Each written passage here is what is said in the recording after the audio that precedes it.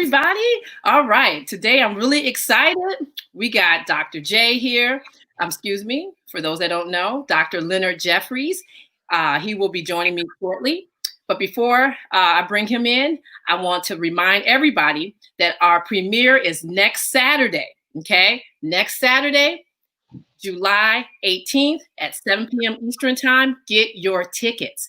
It is going to be wonderful. Sit down with your families and check out this documentary. Go to hapifilm.com and check out HAPI, the role of economics in the development of civilization.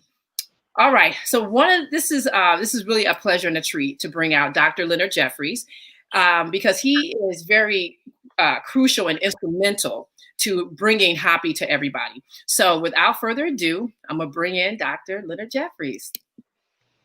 Hey, Dr. J, how you doing? Well, Hotep family. I'm hopeful that we're all moving in the right direction in terms of African victory.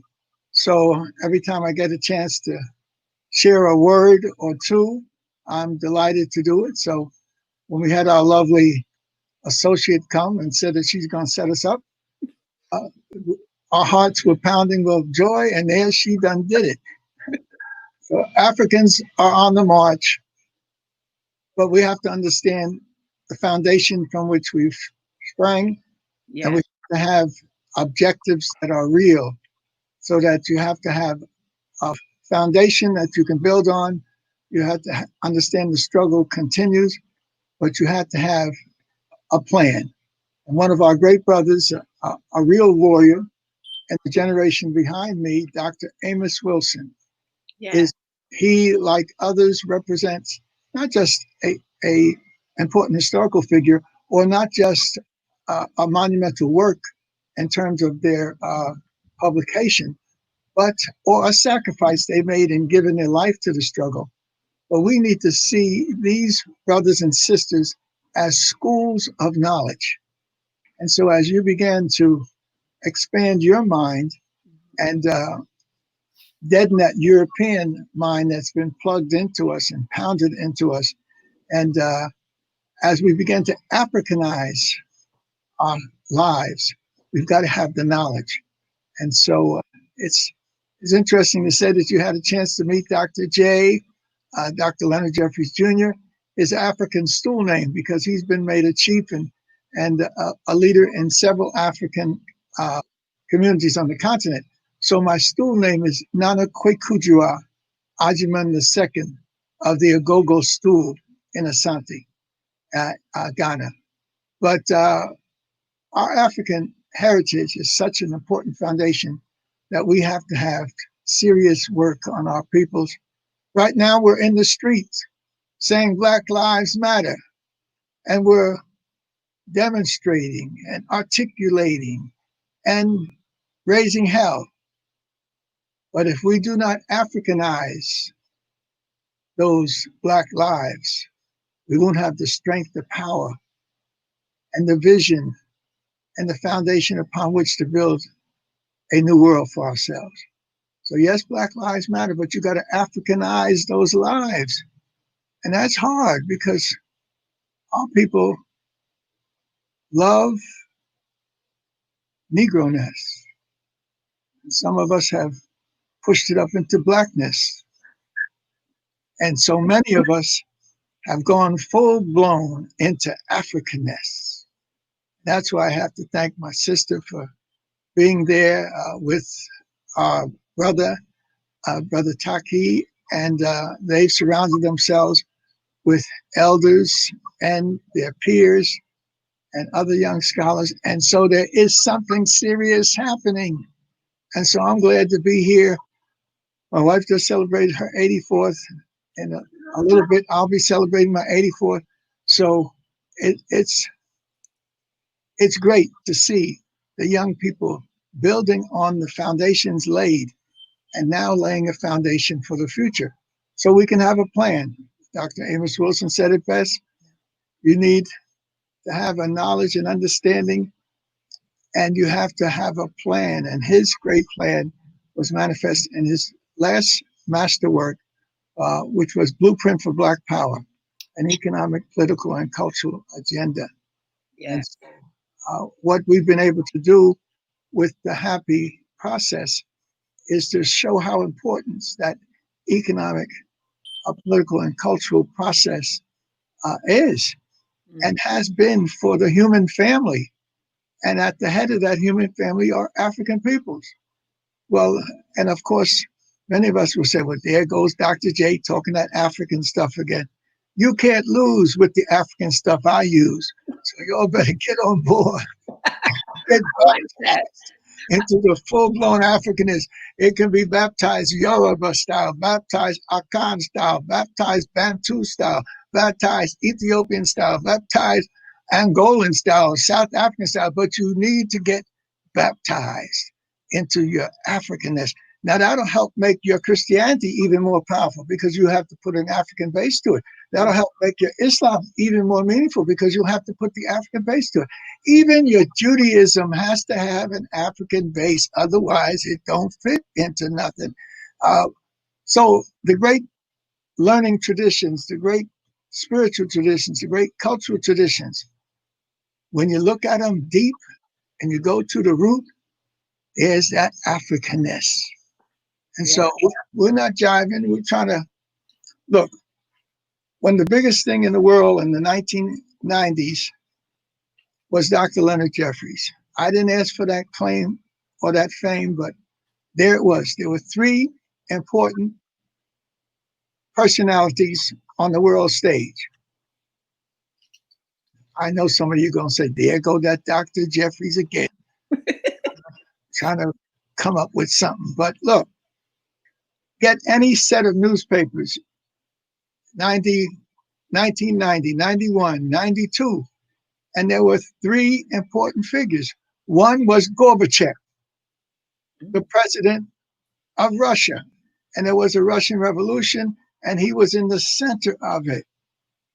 And then on the American side, you had another G, and that was Gatti.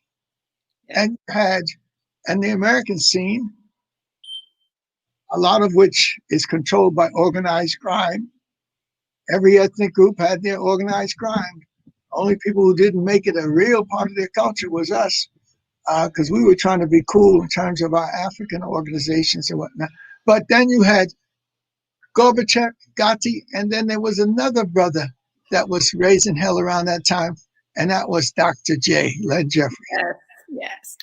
In fact, people don't, they can't imagine that in the courthouse, in Foley Square Courthouse in New York City, Gotti was on trial for various reasons, the various family connections,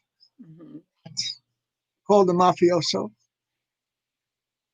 Gorbachev was being questioned about where he was going to go in reference to the future of Russia. And then here is this professor, Dr. Leonard Jeffries, who is in the Foley Square Courthouse because he brought a suit against the City College of New York, the City University of New York, and its various dimensions, 20 plus colleges, and the state of New York, and the Department of Education of the state of New York. And so here is this brother bringing a suit against all of these important parts of the culture. And what did he think he was going to be doing? I have this consciousness in terms of a winning on, we're winners. And so he was in the courthouse. Even Gotti knew that Jeffries was on his move, because when his lawyers and security and everything passed me in the hall, when I was going into my court chamber and he was going into his, Gotti threw up a Black Power fist. Go on, Jeff. Go check out the newspaper. I have to exaggerate. However, the 80s and the 90s were important periods of struggle and change. And emerging out of that was a new flow of knowledge. And that's what we're here to talk about. Yes. Yes. And that new flow of knowledge can be symbolized around what we call the scholar warriors. And again, Dr. J is in the mix. And here you have the image of Dr. Leonard Jeffries, who had organized the Black Studies Department at City College and one of the most comprehensive of Black educational institutions trying to Africanize our world. And so next to Dr. J is his partner from the Caribbean, Professor Edward Scobie, outstanding scholar warrior. And when we talk about warrior, we have to make sure that we give him his kudos. He was in the RAF, the Royal Air Force, in World War II, flying planes and knocking German bombardiers out of the sky. Professor Scobie was not only involved in the 1945 struggle against fascism and Nazism, when African peoples after the war met in England, in one of their leading manufacturing cities, Manchester. Scobie was there with the other greats of our African world, particularly the English-speaking African world. So 200 plus Africans, so-called Black Americans, and Black folk from the Caribbean met. And they didn't meet to have a party. They didn't meet to throw up their Black Power fists and then go break into some department stores to get some Gucci bags or some dresses that you risk your life to grab, and then you're gonna come out of the store and they're gonna put this garbage on the internet.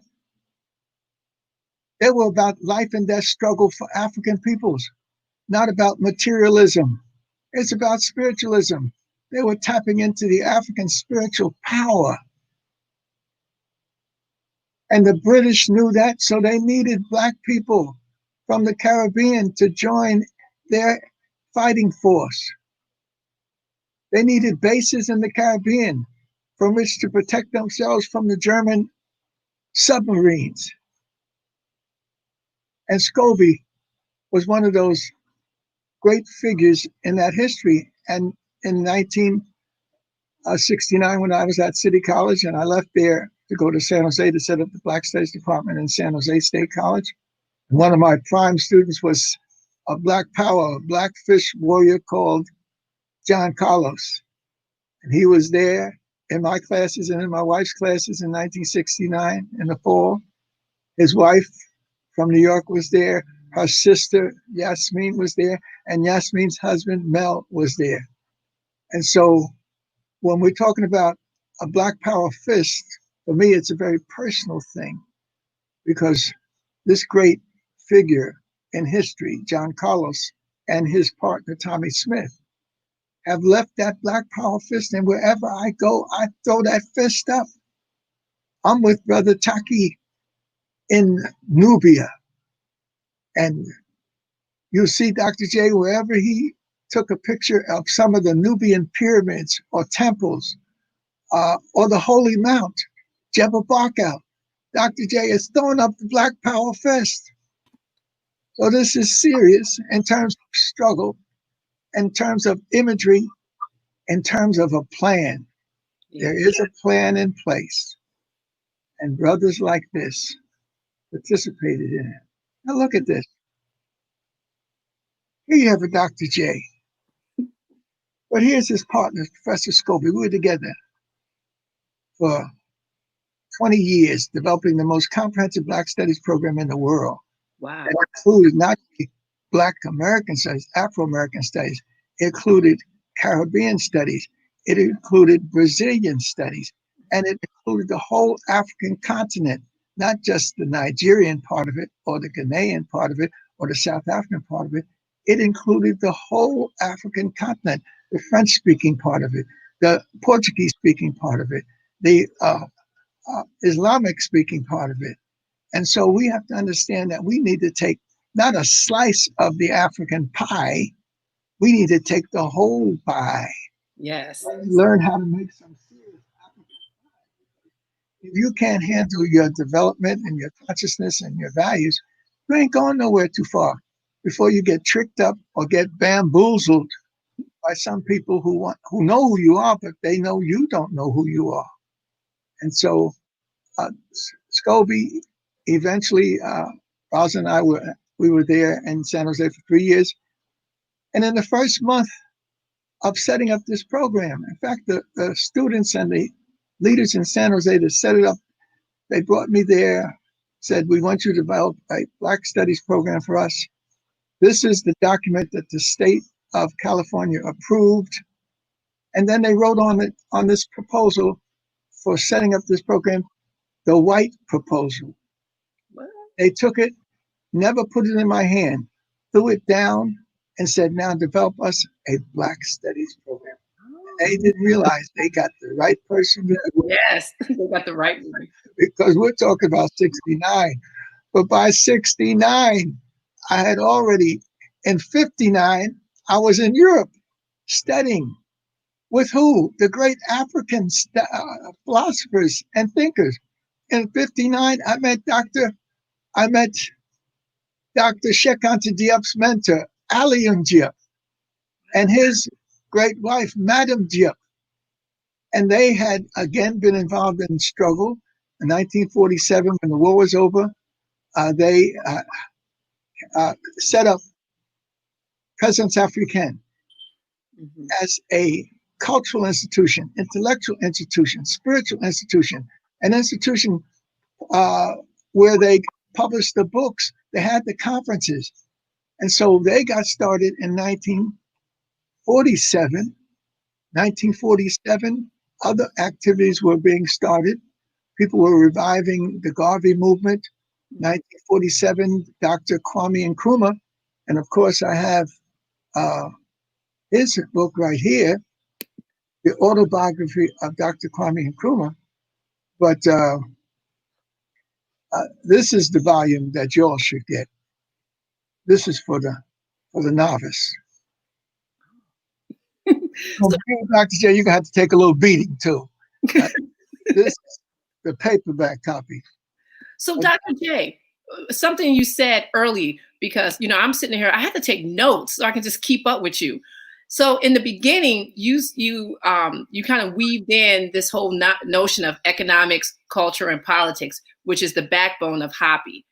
Can you just go into a little detail? Well, okay, let me just take that back. I know it's not going to be a little detail. You're going to give us a lot of detail. So, give us a lot of detail about economics, culture, and politics. Oh, certainly.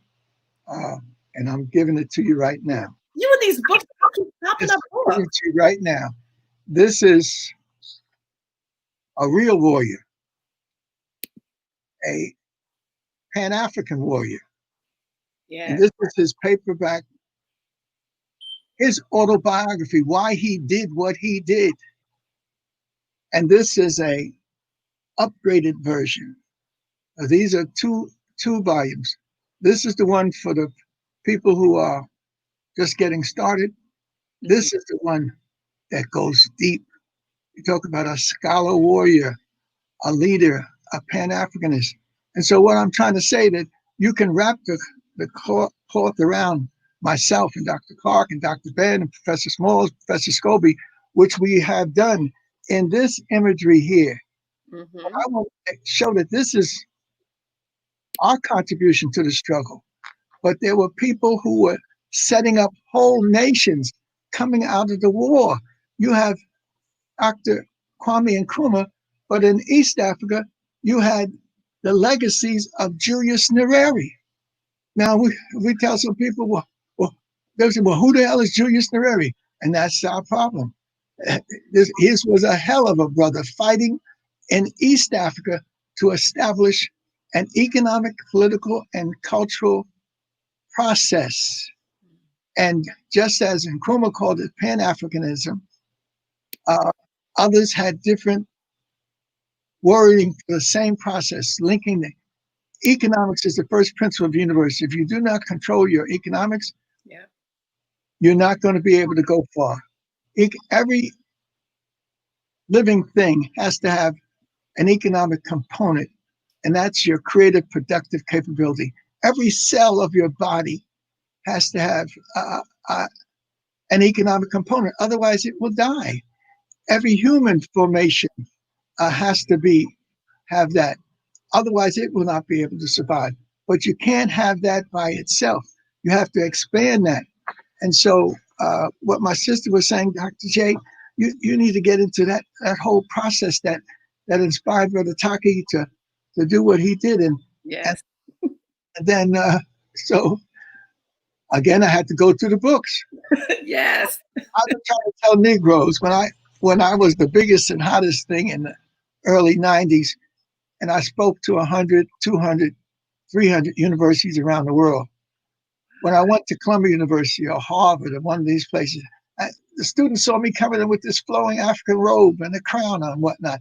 Then there was a brother there next to me. That was my brother, uh, uh, my younger brother, who's into a heavy African Asian martial arts.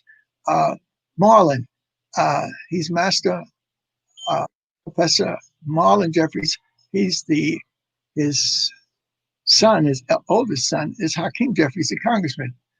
But the Jeffries brothers, Marlon and Leonard, back in the day, they called me Little Lenny. But Little Lenny had a big daddy who was 6'5", so that I was named after my father, Leonard. And so, but the important thing is this linkage in the family. My brother was in the service in 1958. He had left Biloxi, Mississippi, where he was being trained, and they got these brothers who were hot in Mississippi because they wasn't taking no mess. And so they said, get them out of the South as soon as possible, send them to Europe. And so my brother was in Germany in 1958. I went over to study in Europe in 1959. And so the Jeffries boys met each other.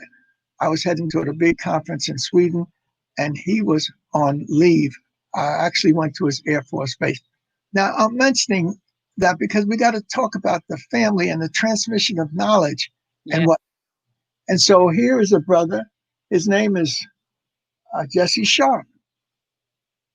I've never met the guy, but he's produced a Jeffries volume. Oh, The book is called Close Your Mouth. The book is called the Dr. Jeffries Reader. wow. I've never seen this book. I've never heard of this book. Hey, people say, Dr. J, what have you published? People are publishing books. Don't even ask me about it. This is a publication of my life's work here by Wow. his brother, and he put it on the internet. And years ago, Brother Reggie said, there's somebody who has a Jeffries reader. Do you know this guy? I said, no.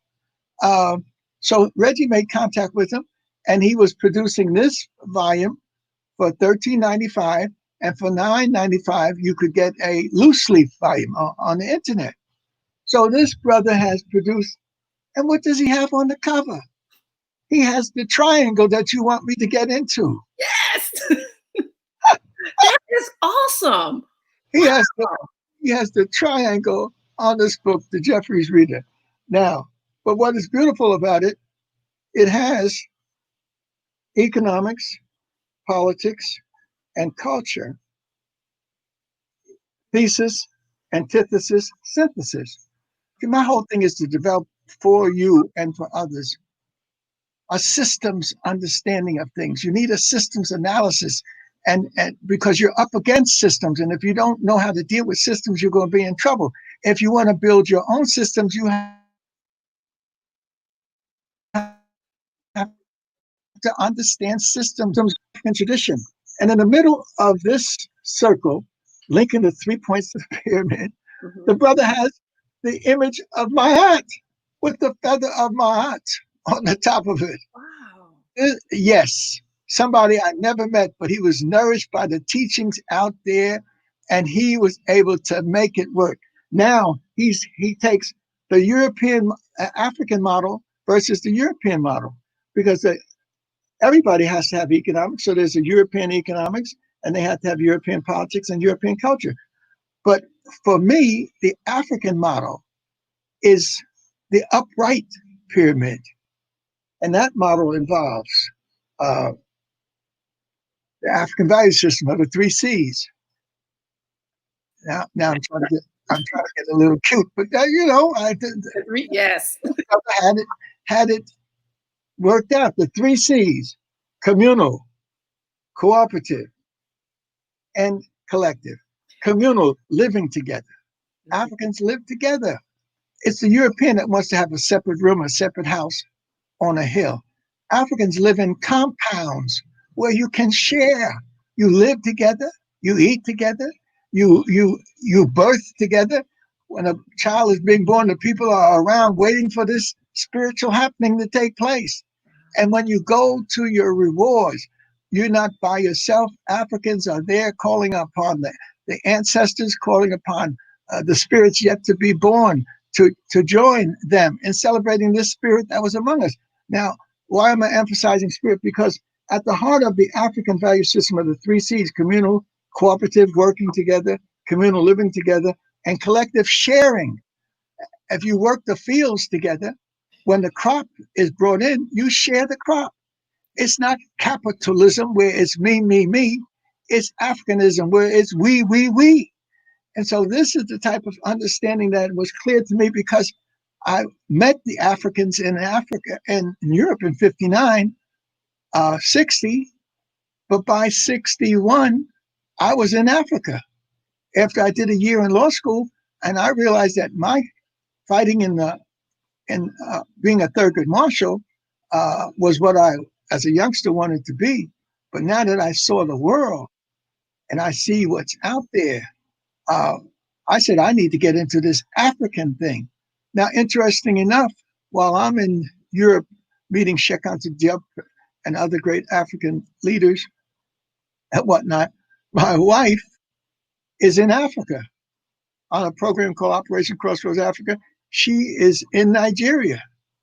So she actually is a pioneer in this African nest because she got into it before any of us. 1960, she's in a village in Nigeria, Ehamufu.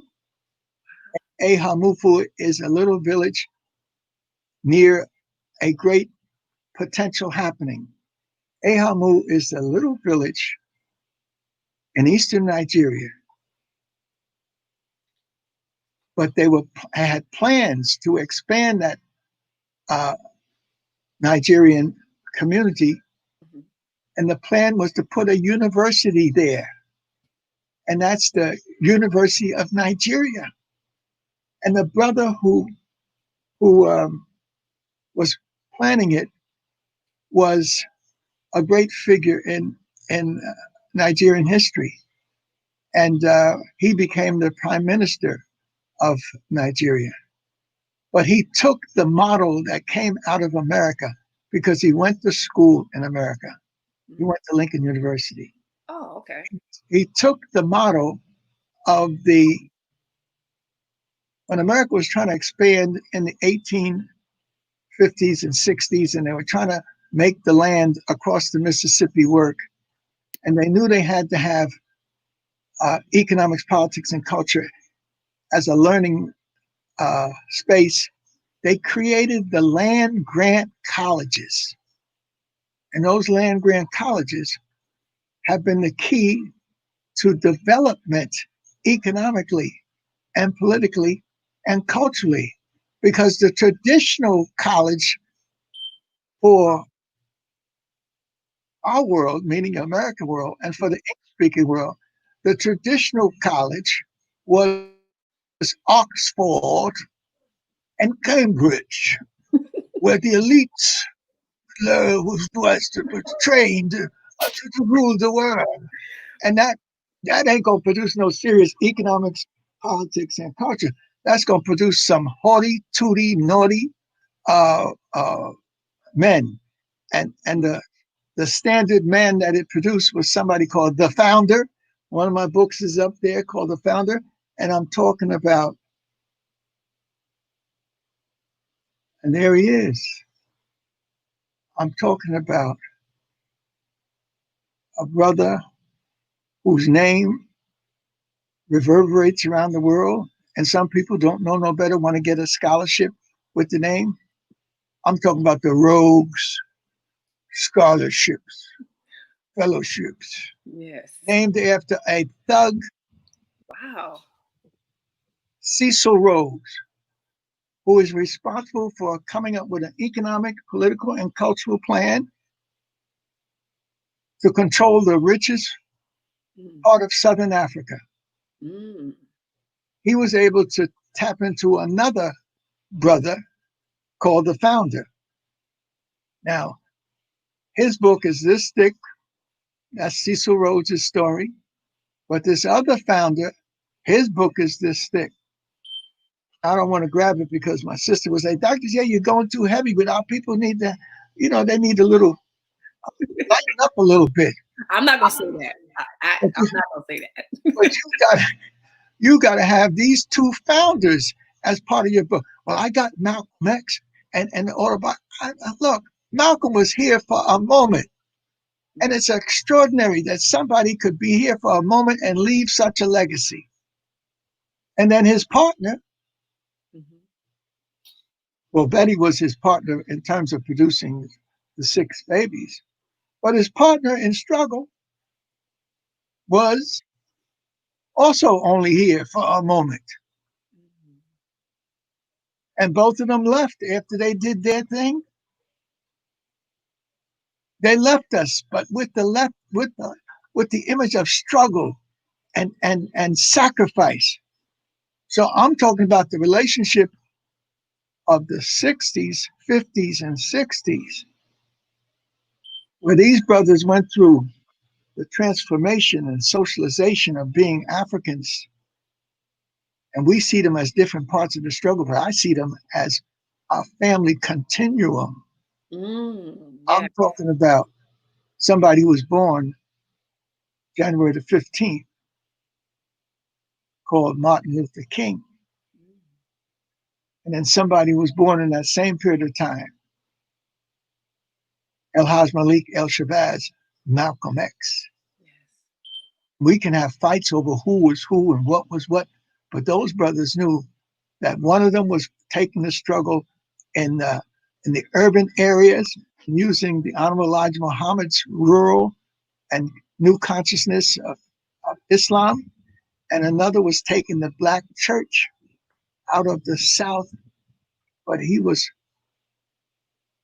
taking it to new levels because he not only had his father, a preacher, as a mentor and the whole tradition of black preachers, but he had somebody from India who had been in South Africa and then went home to India and led the way to Indian independence in 1947.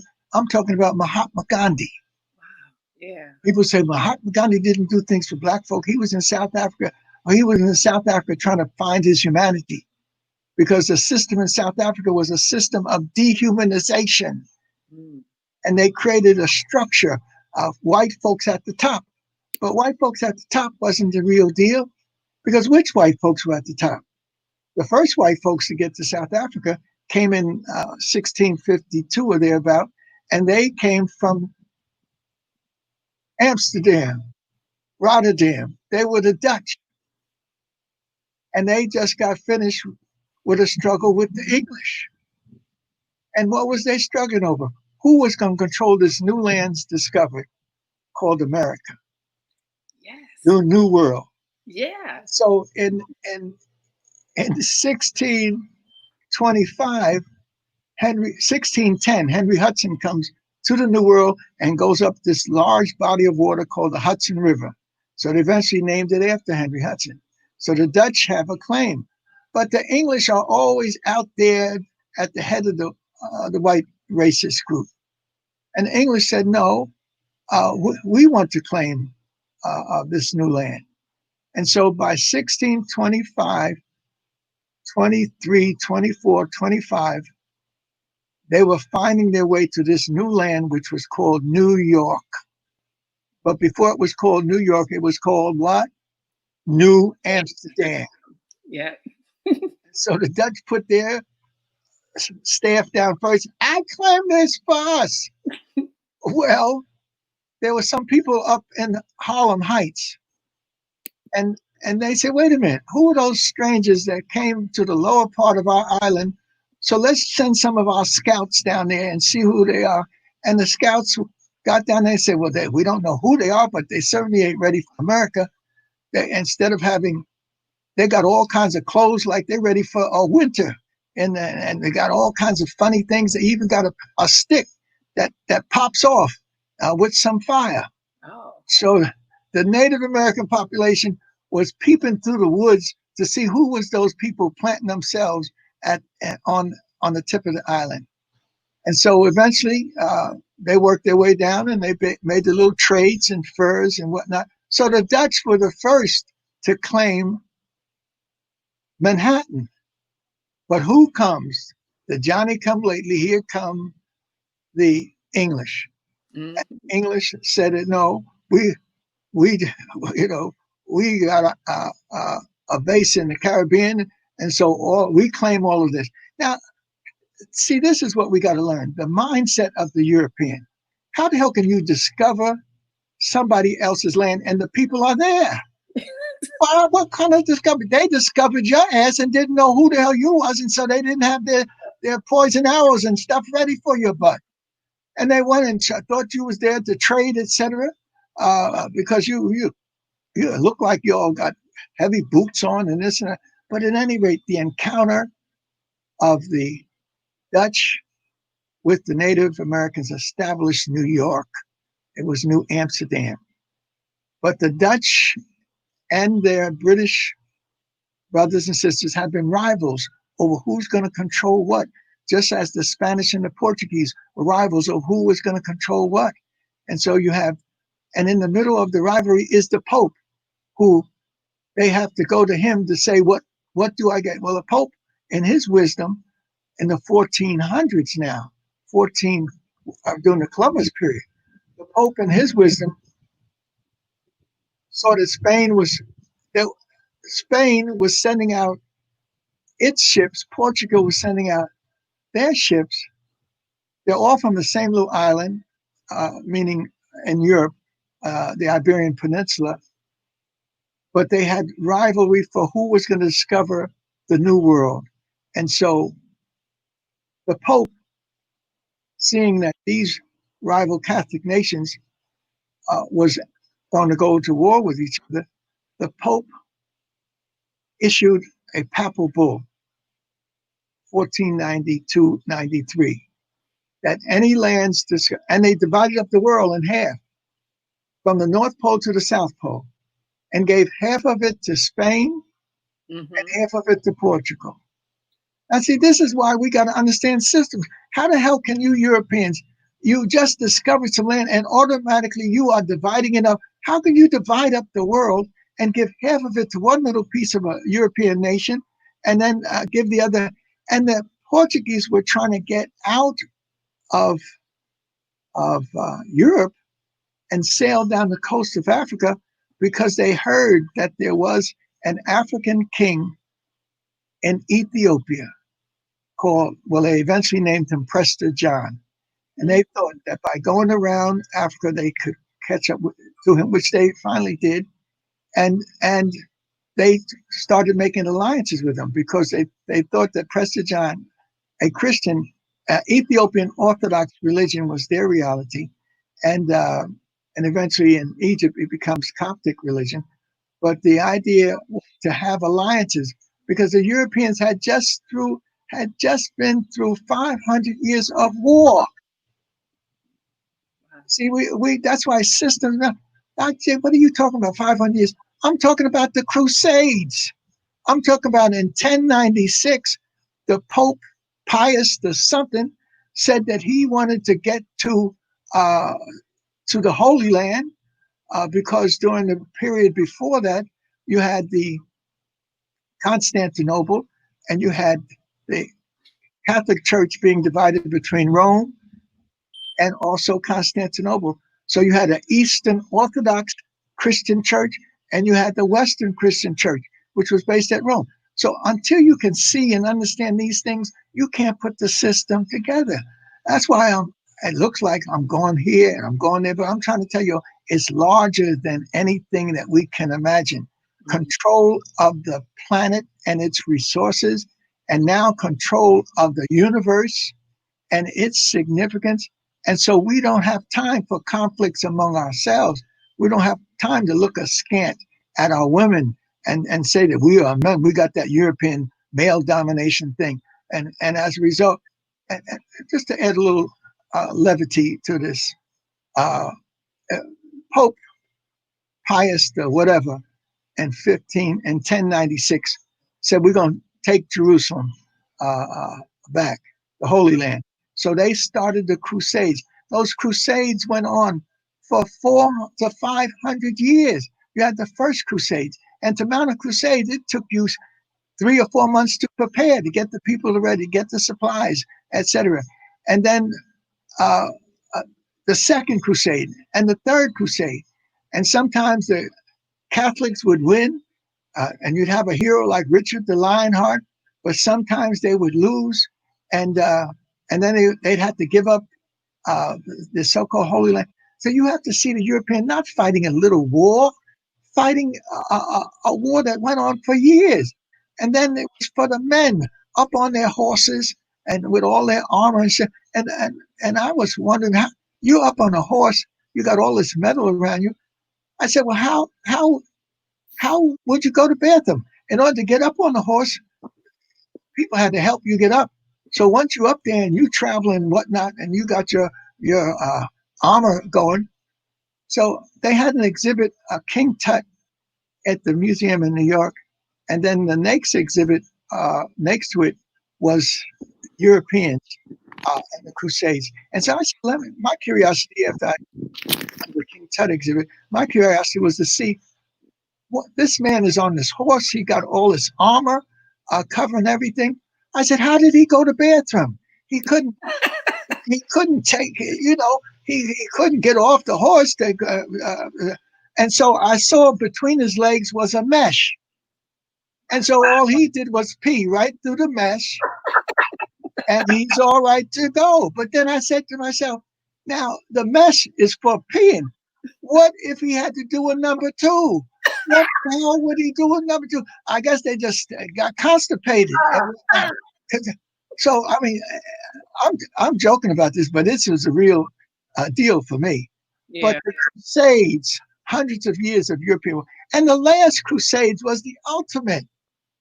Well, we had a sister who got involved in the Crusades, and she was stupid. She should have known better, because the European culture worships European. They don't worship the male and the female principle like African and Native American culture.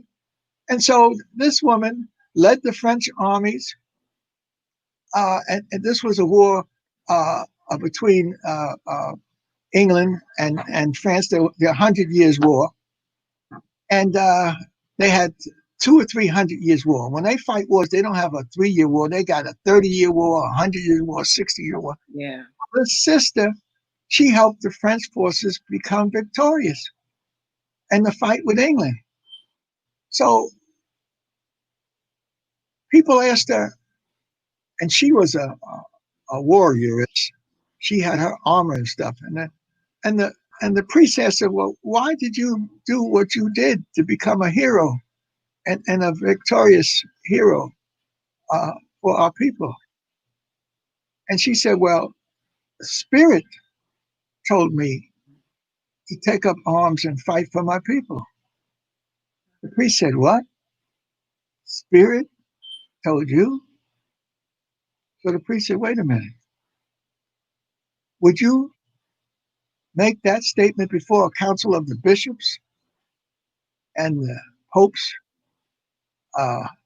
messengers? And she said, yes. So Joan of Arc was stupid enough to go before the men and tell them that she did what she did because the Spirit of God told her to take up arms to defend her people. And when she was stupid enough to look at her men friends and say, yes, God spoke to me, they looked at each other. They didn't wait a moment. They said, burn her ass at the stake. God don't speak to no women. I mean, this is the history that y'all got to know exists. Yeah. Yeah. See? And then we've got to put our little part of it together, get through this European history, and then put the African history together. Yeah. So that's why we go to the books. And so Wait. here's the European value system. You turn it, the European model, it's upside down. It's the 3 Ds: domination, destruction, and death. Oh, For what purpose?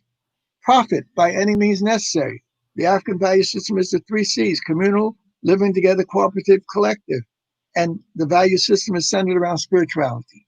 and Dr. J, who wrote that book again? We have a lot of people asking about the author. The young man, Yes. well, I'm going to try to contact him and order 1,000 books. Wow. So you're going to have to go through me. There it is. Hey, but his name is Jesse Sharp, Jesse Sharp. and he has it compiled and edited by Jesse Sharp. Now, interesting enough, my grandfather was murdered by the Klan in 1917. His name was Jesse. But then when you open it up, there's the Jeffries Reader first page. Wow. You go into the second page, and here's what the brother says. So you never know when Africans are connecting and Africanizing. The Leonard Jeffries information contained in this reader has been compiled from various websites. As a student of history and politics, which I believe all Black people should be, let me say that again. As a student of history and politics, which I believe all Black people should be, Black capitalized, among other things, I find Dr. Jeffries to be one of those scholars, scientists, lecturers, and historians that we should all be aware of. Though the information contained within is freely available on the web, I decided to compile the most interesting and useful pieces because the internet has its limitations too. And who needs to be on attached quotes to it all in time? With that in mind, please read on. As you read, learn, grow, challenge, and pave the way for others. Hotep. Now, I mean, all I need was this page. I didn't need nothing else. This brother is serious. I don't care who, what. Brother, produce more like this. Y'all call him up and say he needs to produce Dr. Jeffries and his Americanizing. In other words, I done lived 10 or 15 lives with Dr. Ben and Dr. Clark. Yeah. You need to contact that brother and say, Dr. J was raising up. Now, other books by Jesse Sharp: Adult Poetry, Men Folk Talking, Hurry Up, Home, Education, my Alphabets Learning Book, Pictures and Poetry and ABCs, my Alphabet Learning Book. So this brother is seriously dealing with socialization and acculturation. And that's why the African process, socialization, how do you get your values, your beliefs, your role models, and acculturation? How do you fit into society?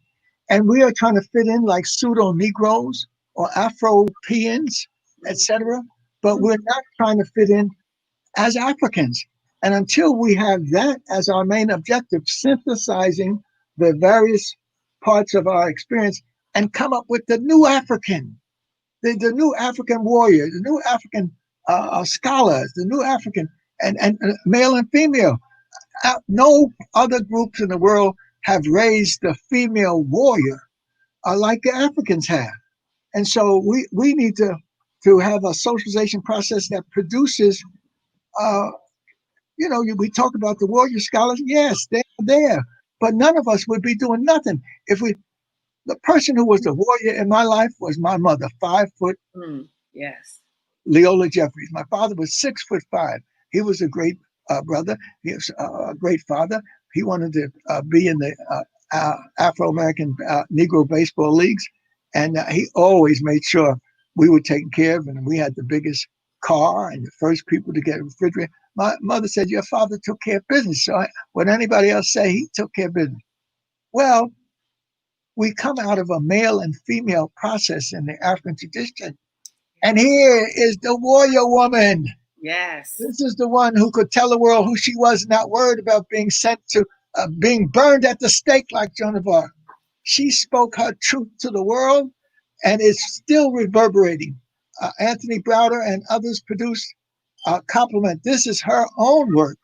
She was inspired by various brothers, and particularly she had the Crest theory of color confrontation and discussions on what she believed to be the most pernicious force on the planet, the system of racism slash white supremacy. Most of y'all is playing with it. This sister was ready to give her life for it. And so they produced a complimentary volume since she made her transition, and she's up there with the great warrior queens of the African world. They produced a complimentary volume that Tony Browder took the lead in, and it's the Osiris Papers. So her work was the Isis Papers. So this Osiris Papers is emulating what she put out years ago was the Isis Papers. She took upon the Nile Valley consciousness and the Nile Valley frame of reference, and she became a warrior queen. And so when they wanted to compliment her and analyze the work that she left us, they named the Osiris Papers. This complementarity is a male and a female principle. And that's why I'm so happy that I was able to marry an African woman who had been to Africa before I was, African woman who was into African spirituality, African woman who had family coming up from South Carolina, African woman who found her family found their place in Harlem, at the heart of Harlem, 115th Street, right around the corner from 116th Street and 7th Avenue. And that Harlem center was where El Haj Malik later, but initially Malcolm X found his home, and the mosque was established there, including the restaurant, etc. And Rosin used to, as the oldest girl, used to do the laundry and stuff, and she'd make her way Saturday to the laundry, and it was right across the street from the mosque, and she'd be looking at it across the street. What the hell's going on there? And there's some people on ladders speaking to the crowd, the street speakers. They not only did it at 125th Street, they did it at 116th Street. So Rosin had her introduction to a struggle in the village of Harlem, where various religious groups met, and Daddy Grace and Father Divine and this one and that one. These were people who had a value system of communal, cooperative, and collective spiritual development. And so no matter what you say about the Nation of Islam and the Honorable Elijah Muhammad, it's an African formulation of Islam that includes caring and sharing, communal and cooperative, the male principle and the female principle together. And so the deep roots of it go right back to the Nile Valley, where everybody seems to have gotten their foundations. There is all the Abrahamic religions, meaning Judaism, Christianity, and Islam, claim the Nile Valley because that's the source of the early human development. And that's the particular part of the earth where you linked up not only with Mother Nature in terms of the Nile and its overflow, but you linked up to the life of the spirit world in the sky, the stars, the moon, the sun, and you built a spirit world outside of your humanness into a divine arena. So that's why this happy thing is such a magnificent. It's going to produce a whole new school of knowledge for us to tap into. People are going to take a piece of it and run here, and another body going to take a piece of it and run there. And the link between Kemet, the northern part, which is referred to as Egypt, and the southern part, which is referred to as Nubia. And so that Valley, what Brother Taki was able to introduce me to.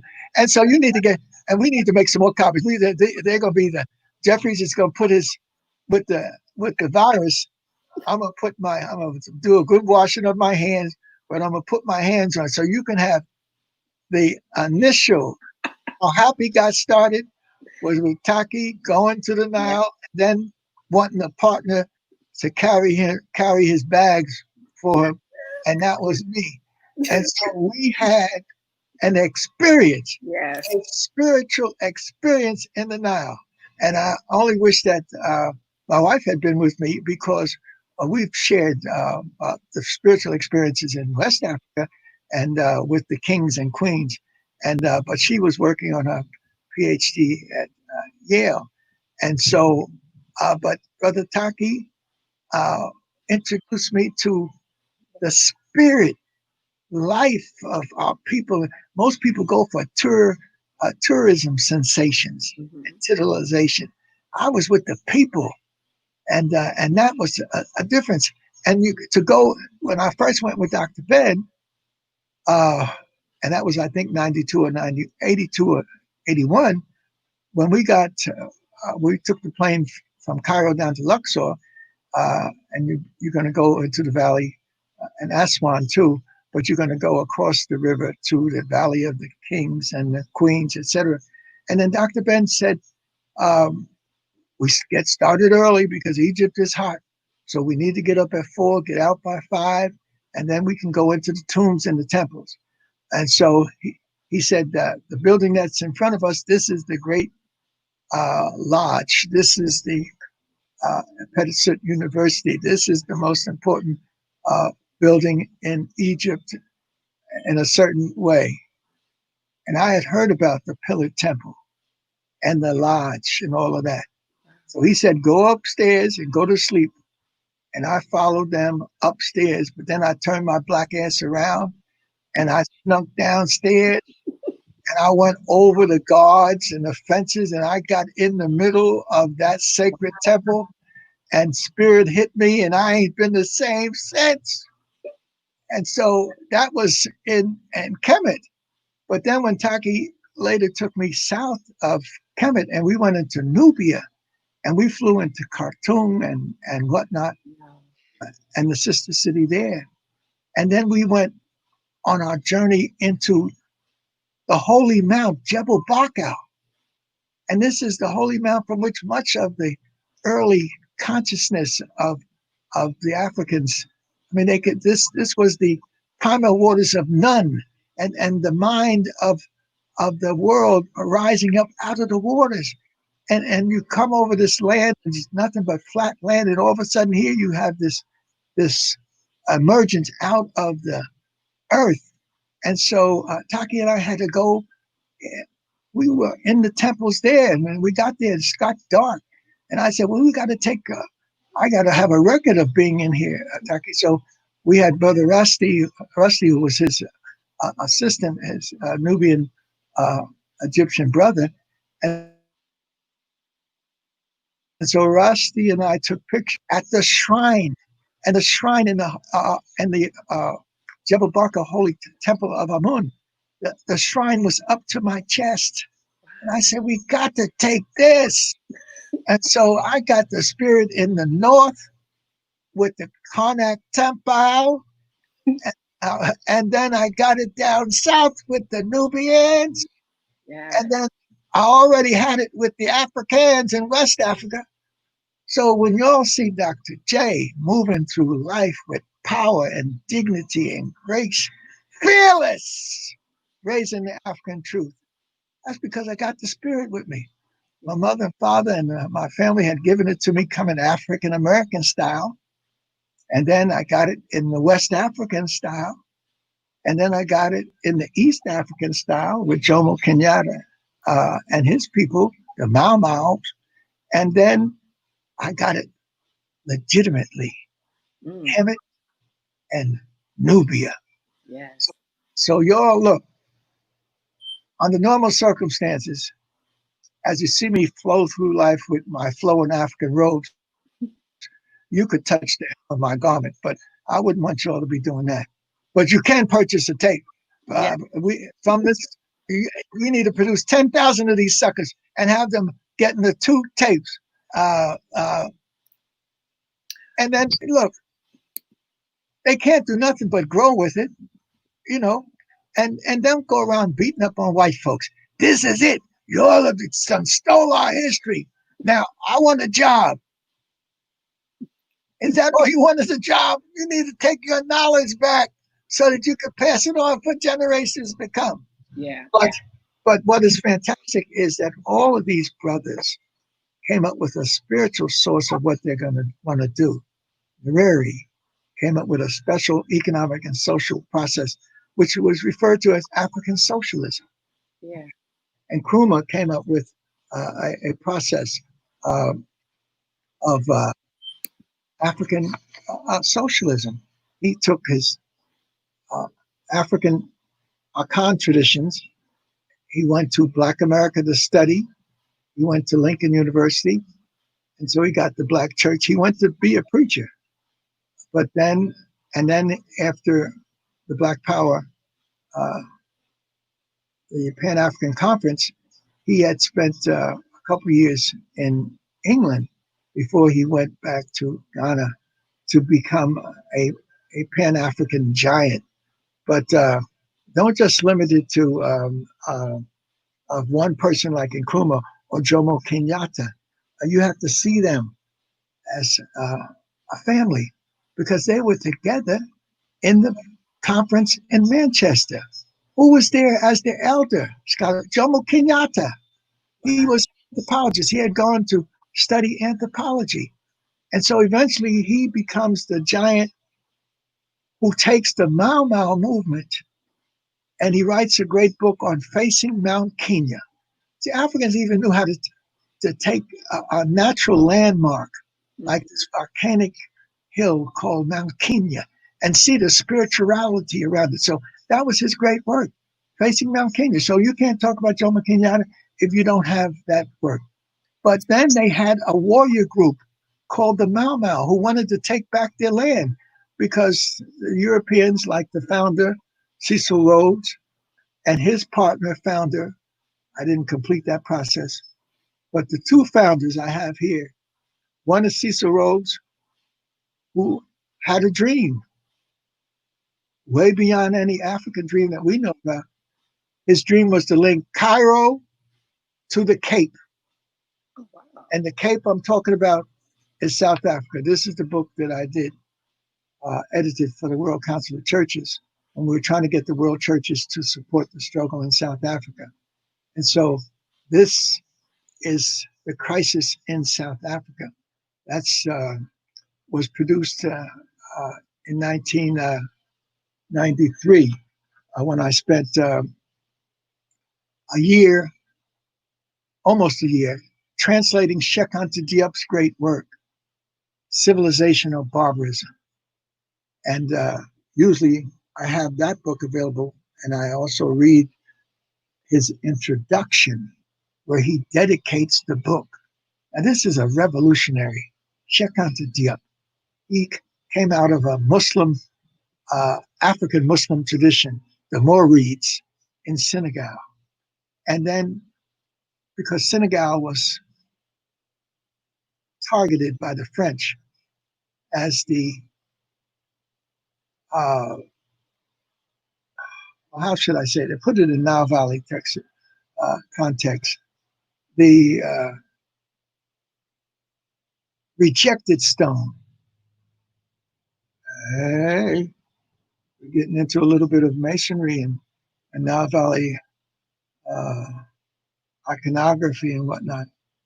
The rejected stone.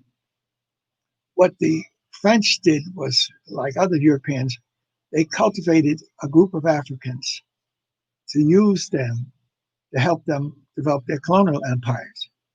And so the up comes from a Muslim tradition of an African Muslim group with their Mecca was Tuba, and they were called the Morids. So he has a deep African foundation. Then, because Senegal was used by the French as the place where they were going to train Africans to help them rule their empire.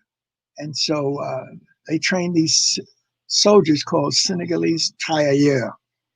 And they used them for all kinds of purposes, including fighting their wars. World War One, you had a million of them or so more fighting to help save France.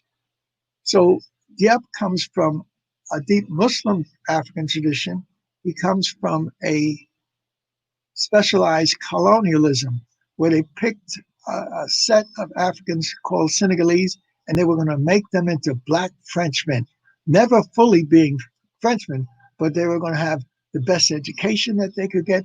We were going to train them to use modern technology, and then we were going to get them to come by the millions to help save France. And so that's why we need to look at this history in its systemic dimensions and see what. So Diop, strong Muslim, heavy education of the French. And so this rejected stone, black men, by the French, when they saw the need, and they had a revolution in 1848, and that a revolution in 1848 established the Second French Republic. The First Republic died in the Napoleon era when the French went crazy over freedom and they started chopping off everybody's head. And the freedom finally went into a reign of terror as Europeans were doing in each other. And by 1848, they established the Second Republic, and the Senegalese soldiers helped them out. So they gave citizenship to the Senegalese. And 4 cities in Senegal were the commune, the quatre communes. In French, that means the 4 cities. Saint Louis, the capital, Rufisque, Dakar, and Gorée, the island of Gorée. So the foundation of these brothers being processed into Europeanness, which strengthened them, but somehow they broke out of the European mold and they became the pillars of Africanness. And that's what we have to see. Even though they've sucked you into this European thing and you kissing their butts like crazy and getting your rewards, nice little houses here and nice little degrees there. But the real deal is we have a world and a universe to put our African hands and minds on. And so you can't go for some clothes, some Gucci bags that you'd have busted into a store, risked your life climbing over the glass to get into some store. When our people come from another foundation, but we've been processed out of ourselves. So when I used to go in the 80s and 90s, speaking to the colleges, I would go into a little rap, because I would come in with my big African robe, and I know the African students, black students, whether they come from Brazil or Caribbean or Black America, they ain't going for the robe. And then the brother or crown, who does he think he is? And so when I come in with my African presence, I got to get next to them. So I go into my rap after I say Hotep. And they don't know what the hell I'm talking about. I said, Hotep is an African greeter. It means peace. So your response is Hotep. So they're trained well enough to know that since the person who came to be honored and speaking has asked you to respond in Hotep, he's teaching you a little something. So they would say Hotep. Don't know what it means, didn't feel it, but they responded. Then I go into a little rap. After I did my little Hotep, I would say that we have to, I'm here. So I want you to understand and pay attention to what I'm trying to say. And so I would say, forget about the looks and get into the books. Stop worrying about the behind and get into your African mind. I mean, they just couldn't believe it. This dude, he's cool. He got his little thing. And after I had done with all of that, then I said, well, we have to honor our ancestors. Yeah. Now, I'm at Harvard, the big Harvard speech. There's 1,500 people. Malcolm spoke at that same place 30 years before me. And then so here I come in with my little rap and whatnot, and my little Hotep and whatnot. And so there's hundreds of black students, because I told them, go get the black students from all those schools in New England and bring them. And so there was hundreds of them sitting in the front. And then surrounding them was 1,000 white students in back of them and in the balcony. But my message was for both student groups, but I had a special message for the black ones. So I told them, nothing important happens in Africa And we didn't even do it tonight, but we really did. You're coming and getting this stuff together, and we were paying. And Rosin tried to get the linguist staffs up. She said she didn't want you to come in here and see linguist staffs, and she got 20 linguist staffs there. You know what that means? What spirituality that captures. And so that was our libation when you came, and here we were trying to get this thing together. Wow. I said nothing important happens in Africa without the libation. And so then when I started pouring the libation, then the students realized this is something, and they're saying Hotep and Ashe and this and that. They say this brother is tapping into something. Then they started getting up. They started standing up, as I'm going through history and whatnot. And before you know it, you had hundreds of Black students standing with their ancestors, separating them from the brilliant Harvard students and what. And so there's a strategy you have to have. And Dr. J has mastered that strategy because he's had the teachers.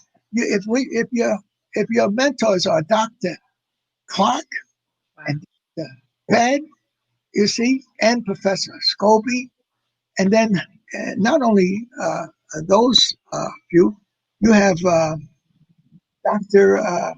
Chancellor Williams, and you have others that are. But Dr. Jeffrey, what did you have to do with Chancellor Williams? You claim all this. Put up or shut up. But show me some evidence that you have something to do with Chancellor Williams. Well, here it is. It is. Let me get a close up of that. Okay. Here's Dr. J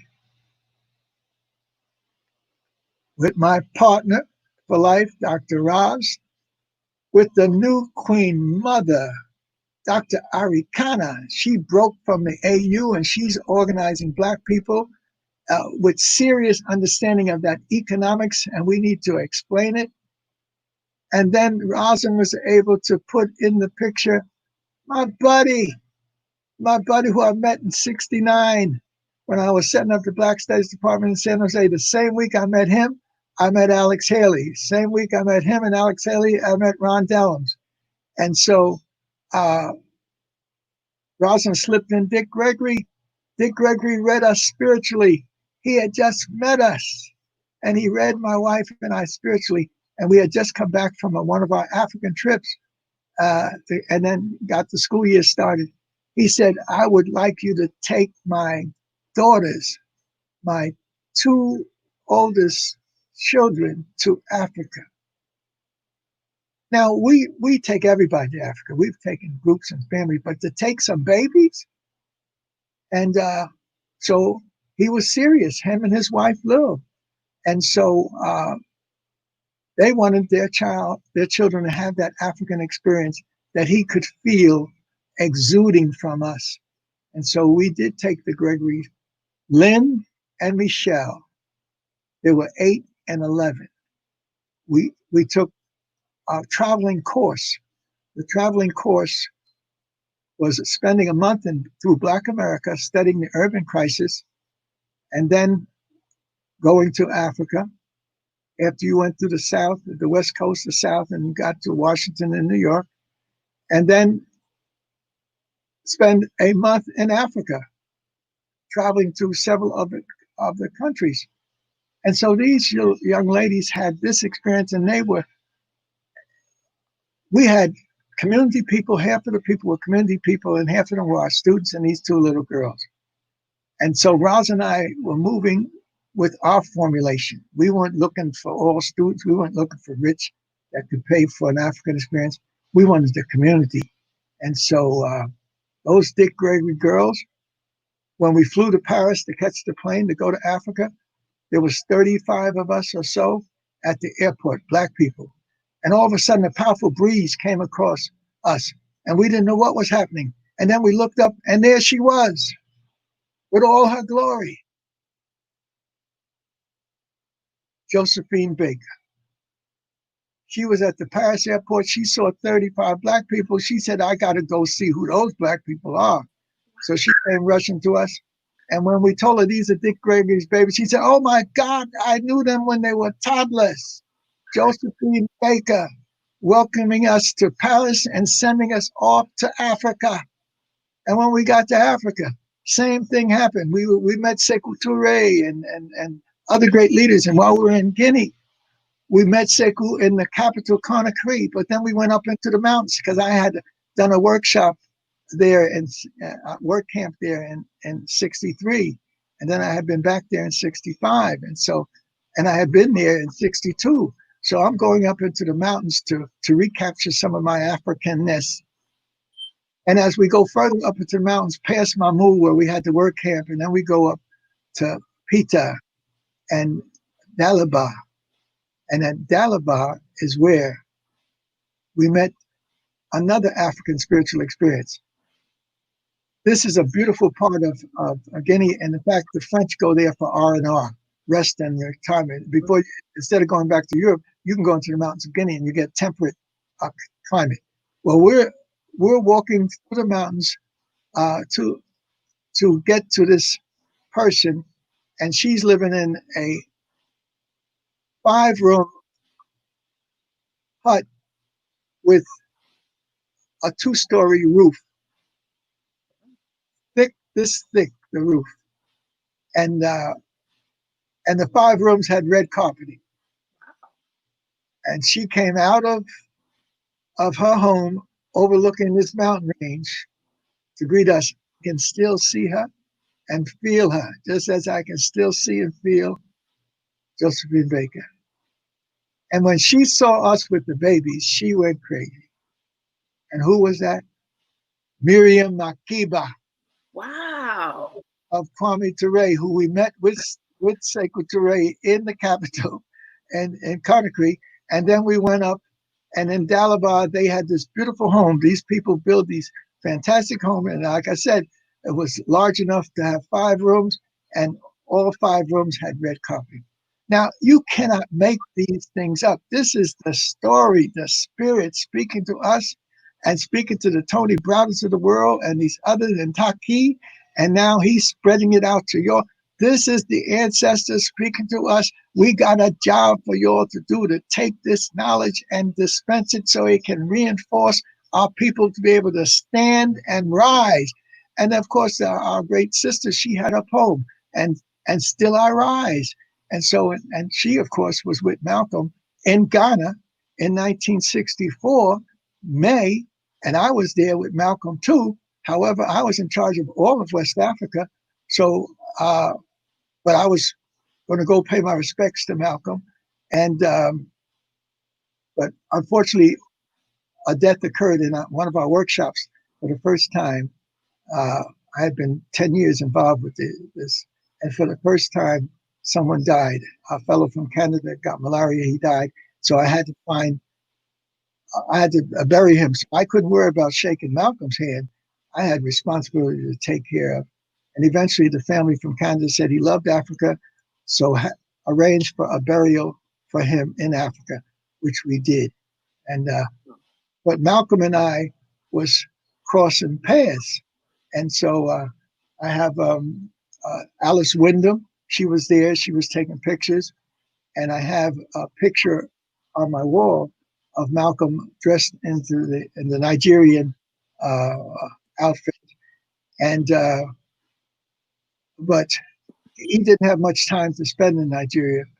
But he had a chance to come from Mecca to Cairo and meet the African leaders, and then come down across North Africa and into Africa.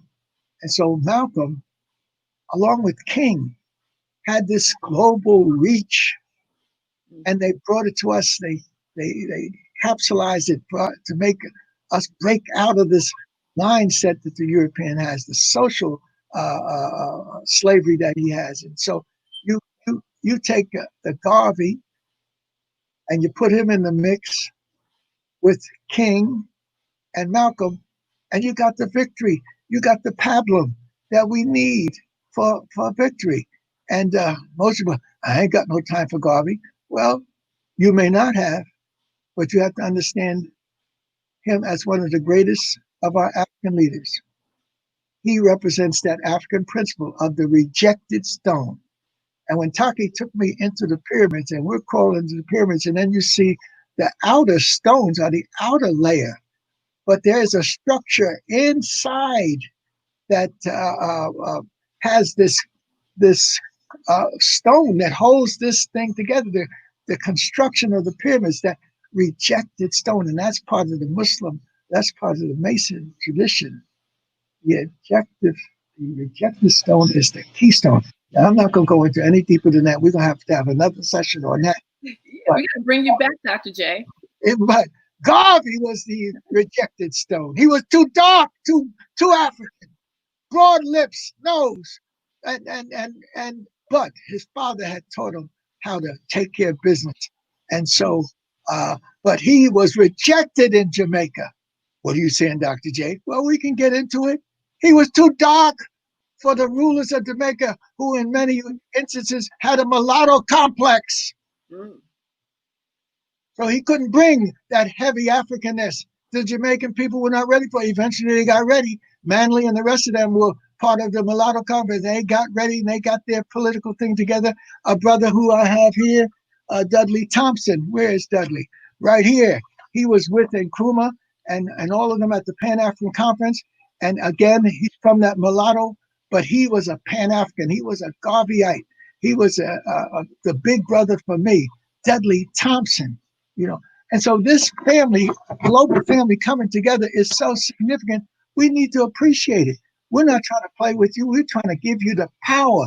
And the power is what you have in here and what you have in here. And then physically, you're a superior. That's why you've been able to be the foundation of the human family. And what Dr. Francis Cress Welsing said, you have melanin. Melanin gives you the power. This blackness is something you need to be proud of because it allows you to function in a sun-drenched universe and whatnot. So there's so much that we need to be about. And then here is a group of leaders. There's the head man. He was a ruffian, Dr. Yosef Ben Yakinen. He was going to make you deal with the Nile whether you liked it or not and go deep into the Nile. But then here is Dr. Clark, his partner in Harlem. They only live 2 blocks from each other. 2 different personalities. One, I've got to bring my people to the Nile Valley and to all of the traditions in Africa. He didn't give a damn about the rest of Africa. Dr. J, what do you say? His role was to give us the Nile. That's enough of a chore. He said, let others take care of the rest of Africa. And the others did. Dr. Clark took us everywhere in West Africa, Senegal and Mali and Ghana and Nigeria and even further south. And so, but then a person who was the dark glass persons in here. They're people you don't know nothing about, but they're part of the family mix. Yeah. This mulatto one there, that's John Jackson. Oh. John Jackson was the mentor of Dr. Clark. He was the one who produced Introduction to African Civilization. He had some mentors. They had the Harlem History Club. Now, out of these history clubs and these lectures and whatnot, sprang a movement that is now part of the African Renaissance. It's been going on for the last 50 years. I call it the 50-year turning point of history, 1945 to 1995. When you process the material that I'm trying to give you, and this is one of our sessions, this won't be the last, but there's a 50-year turning point of history. 1945 was what? The Manchester Conference. And who was there? All of these great brothers, led by a mulatto. But Dr. J, why are you playing that mulatto stuff? And it's a part of our reality. The super black was Garvey. Super black. Black beyond black. He was so black he had to leave Jamaica, and he went to Costa Rica, and he did get a better reception there. So but he still was too black. And so where did he have to come? To the fount of serious blackness, Black America. And in Black America, he was able to grow and develop. He pulled his brothers from the Caribbean together. He pulled Black Americans together. He hooked up with the organization because in Black America, we were organized. Our churches were organized. The Masonic groups were organized. The Sisters of Eastern Star were organized. On Sunday was when we stopped. It was our day, and after church, we'd be marching through Harlem. He was able to take that marching and take it to another level. He said we need to have the Black Star nurses organized and have them march. We need to have the Black this and the Black that. So Garvey found firm, fertile ground in Black America and helped to move us. But then he got into the mulatto conflict with W.E.B. Du Bois. W.E.B. Du Bois, who was a great Pan-Africanist. But he had a fight with Garvey, and I was so embarrassed because both of them were part of my pablum.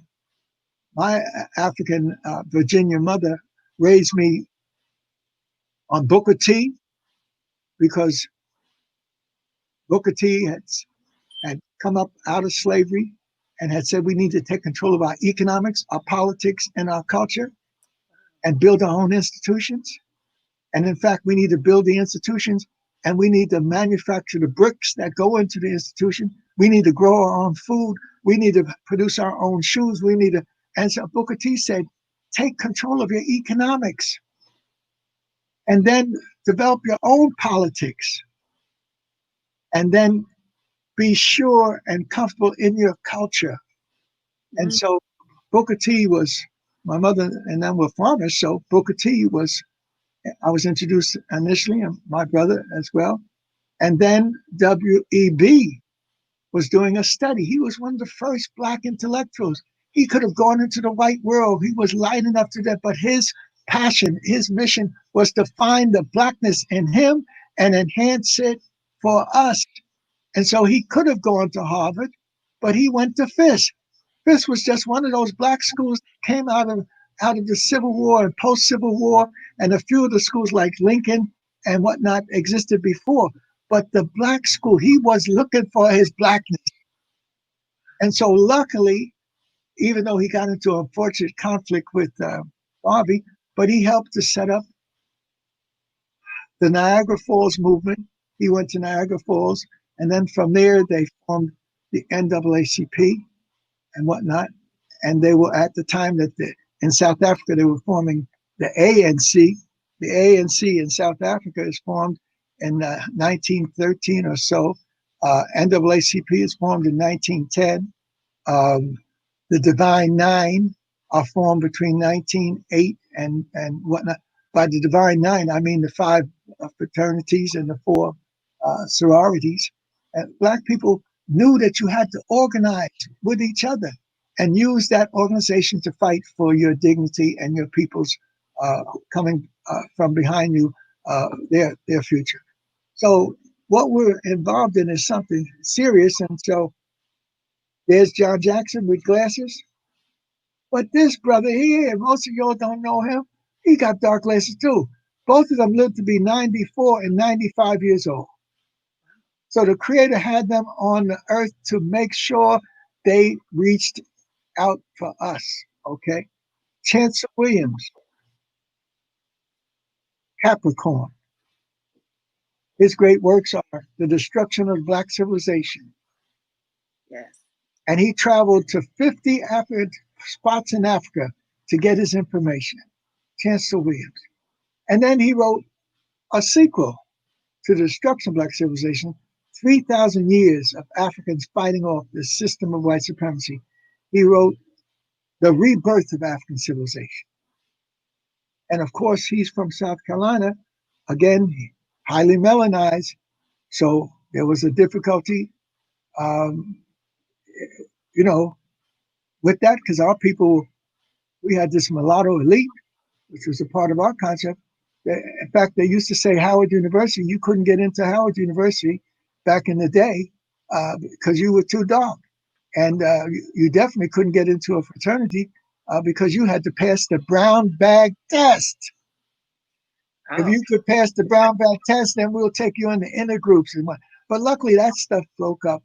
And that poisoning but that poisoning was the same thing in Jamaica. When Dr. Clark took us in 1972 up to Puerto Rico, to Barranquitas, to map out how you coordinate these Black Studies programs.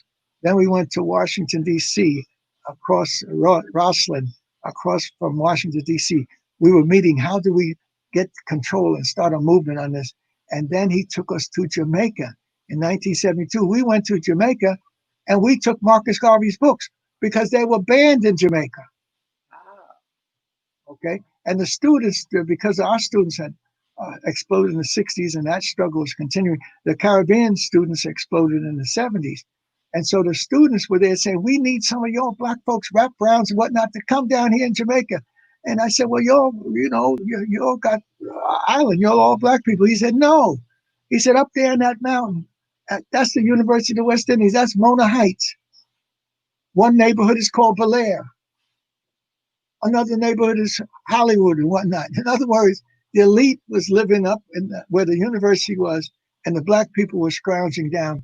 So we have to break that barrier, that unbelievable control over us by color. And so Garvey said he's going to make Black proud of themselves, and he did.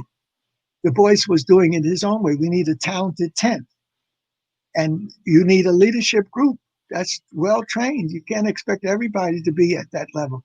So they both had what was needed. And so we need to look at what they gave to us, push aside the negative. By 1945, when it was realized that Black people needed to come together to form their association,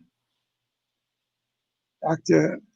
Diop had, Dr. Du Bois had started the associations early on, 1900 and early 1900s, and then during the 17 and 1920. Eventually, Garvey's movement captured that whole Pan-African process.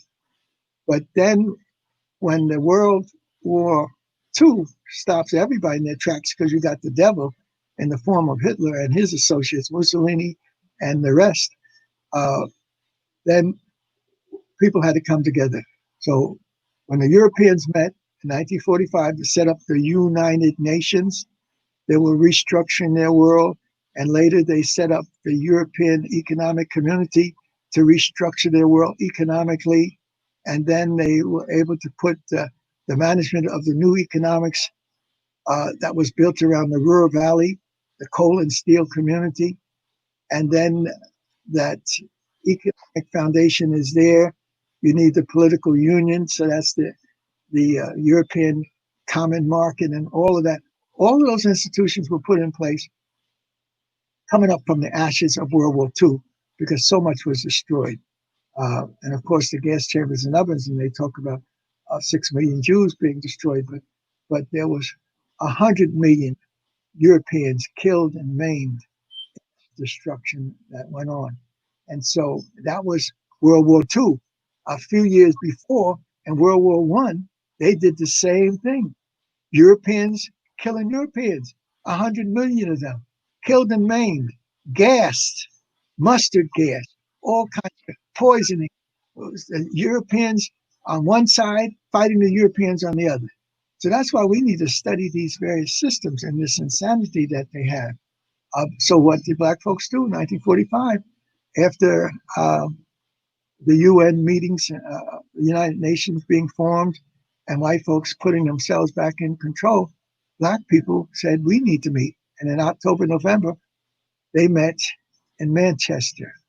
Who was the head of the Fifth Pan-African Conference?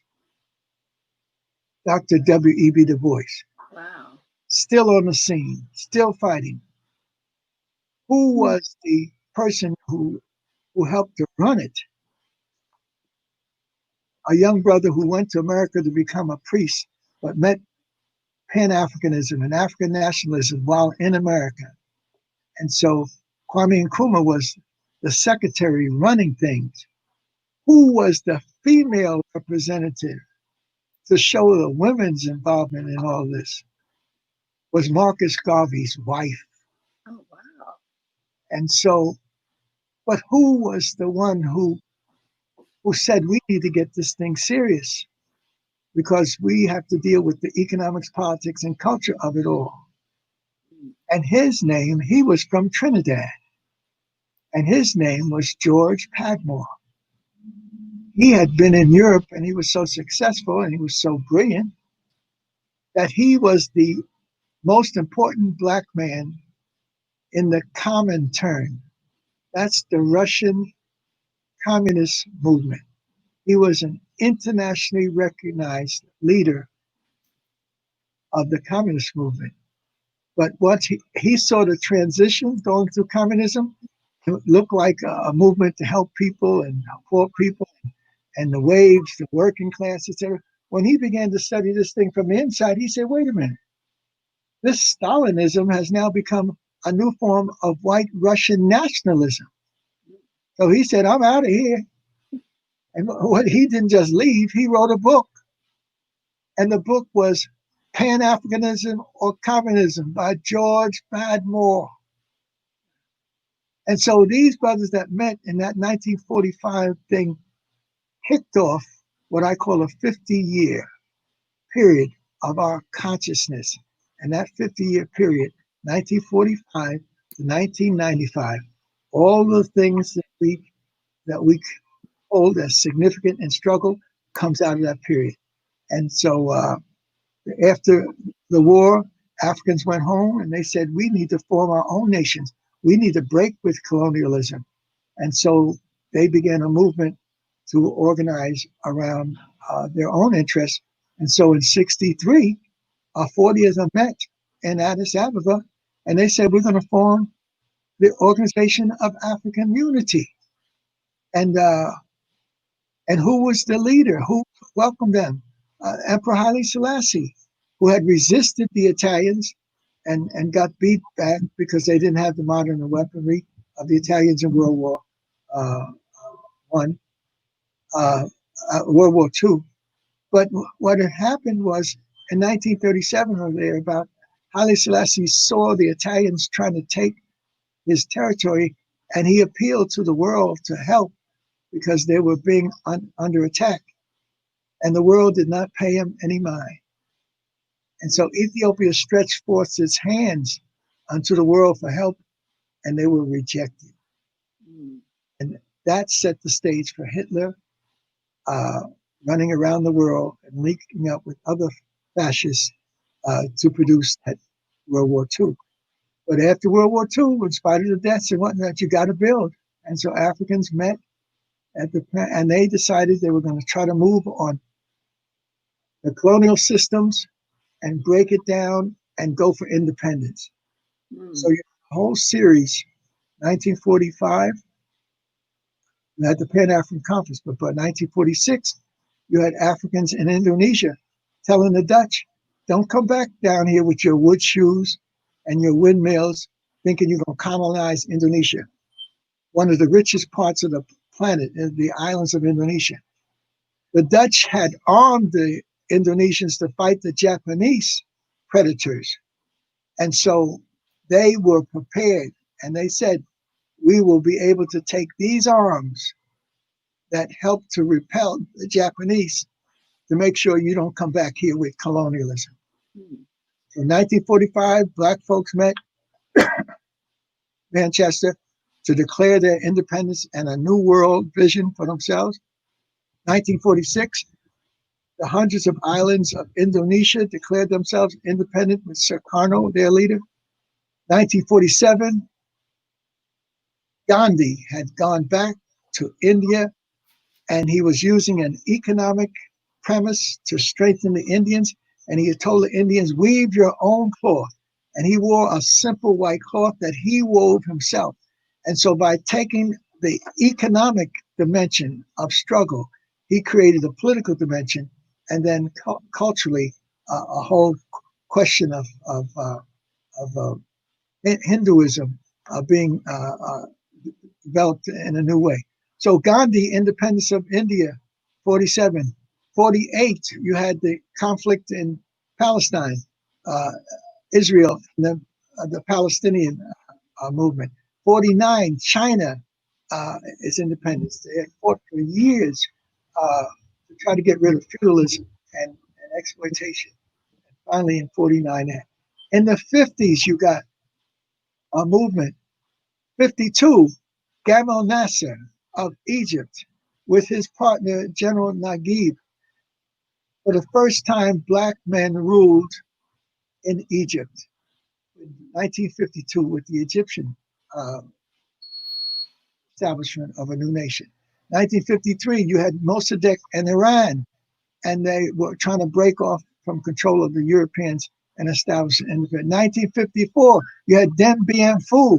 That's when the Indonesians had fought the Japanese. They resisted others who tried the French coming back, and they resisted the French, and then the French got the help of the Americans. And so the Vietnamese were able, with their leader Ho Chi Minh, to establish their independence. And so this continues, and eventually 56, Sudan becomes independent. 57, Ghana becomes independent. 58, Guinea said, we don't want to be a part of the colonial system of France that de Gaulle had offered the French-speaking nations. And so de Gaulle said, if you want your freedom, we're going to strip everything out of Guinea, including the toilet paper, the telephone, the report cards.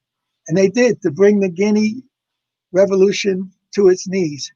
However, this brotherhood process has been so strong among our people that Nkrumah, the head of the 1957 independence of Ghana, Nkrumah was able to take the wealth of Ghana, which was in the land, it was in gold, it was in the land in terms of cocoa, it was in the land in terms of the trees of the forest.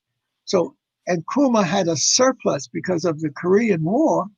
America needed what Ghana had, particularly chocolate, because all of these hundreds of thousands of soldiers had chocolate was one of the leading things. That was the dope of the time. And they probably put some little extra stuff in there to make that chocolate give the, so, Wow. So Ghana had a surplus in their budget, and they took $50 million of it in 1958 money, which is like $500 million today, and they gave it to Sekou Touré to save his revolution.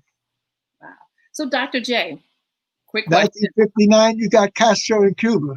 1960, you got the Black Brothers on our campuses starting a movement, etc.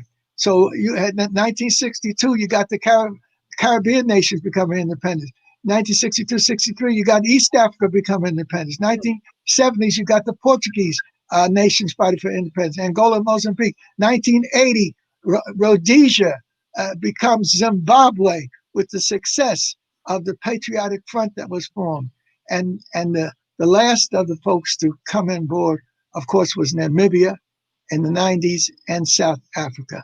This struggle of our people to find their place in the sun has been real. It's been systemic. It continues. A luta continua. The struggle continues.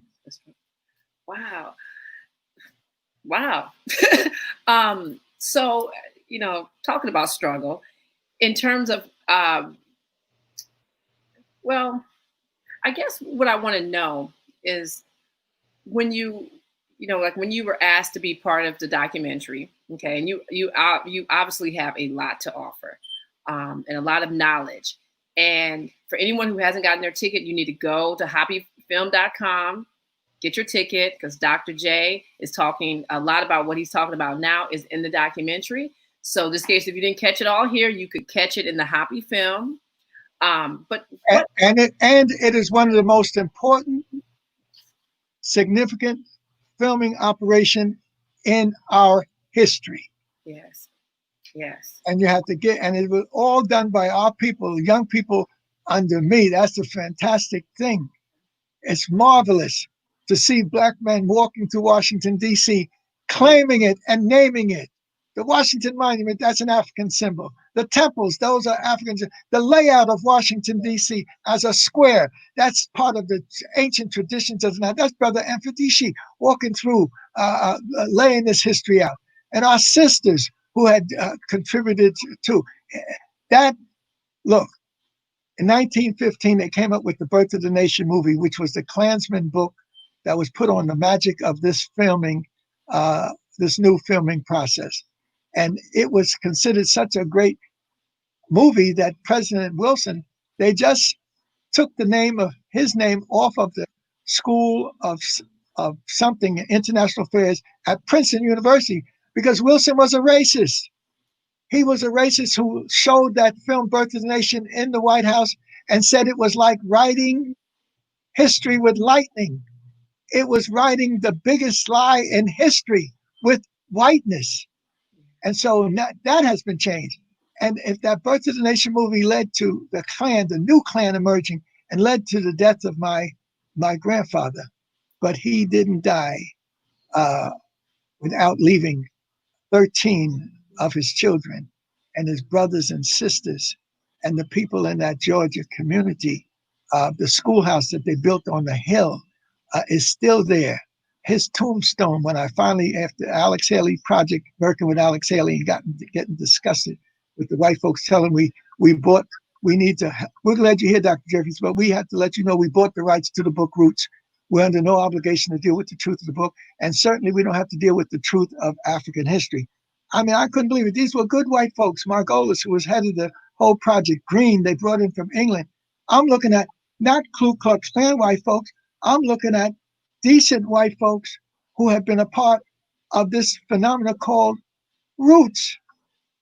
But they did not hesitate to sit down, to have lunch with a brother who was there to help, who had gotten a $500,000 grant from the Carnegie Corporation to keep Alex's dream alive. They did not hesitate to sit down and execute a lynching, a removal in the lynching process that white folks loved was cutting off the testicles and the penis of the black man. That was the big thing. They had jars. People have in their house jars of the body parts of black people. That's the stories that we need to know about. And I felt that physically. They were there deballing me, a brother who had stood up for this history and had gone through Africa and all over, raising this history, was going to teach it through the New York school system.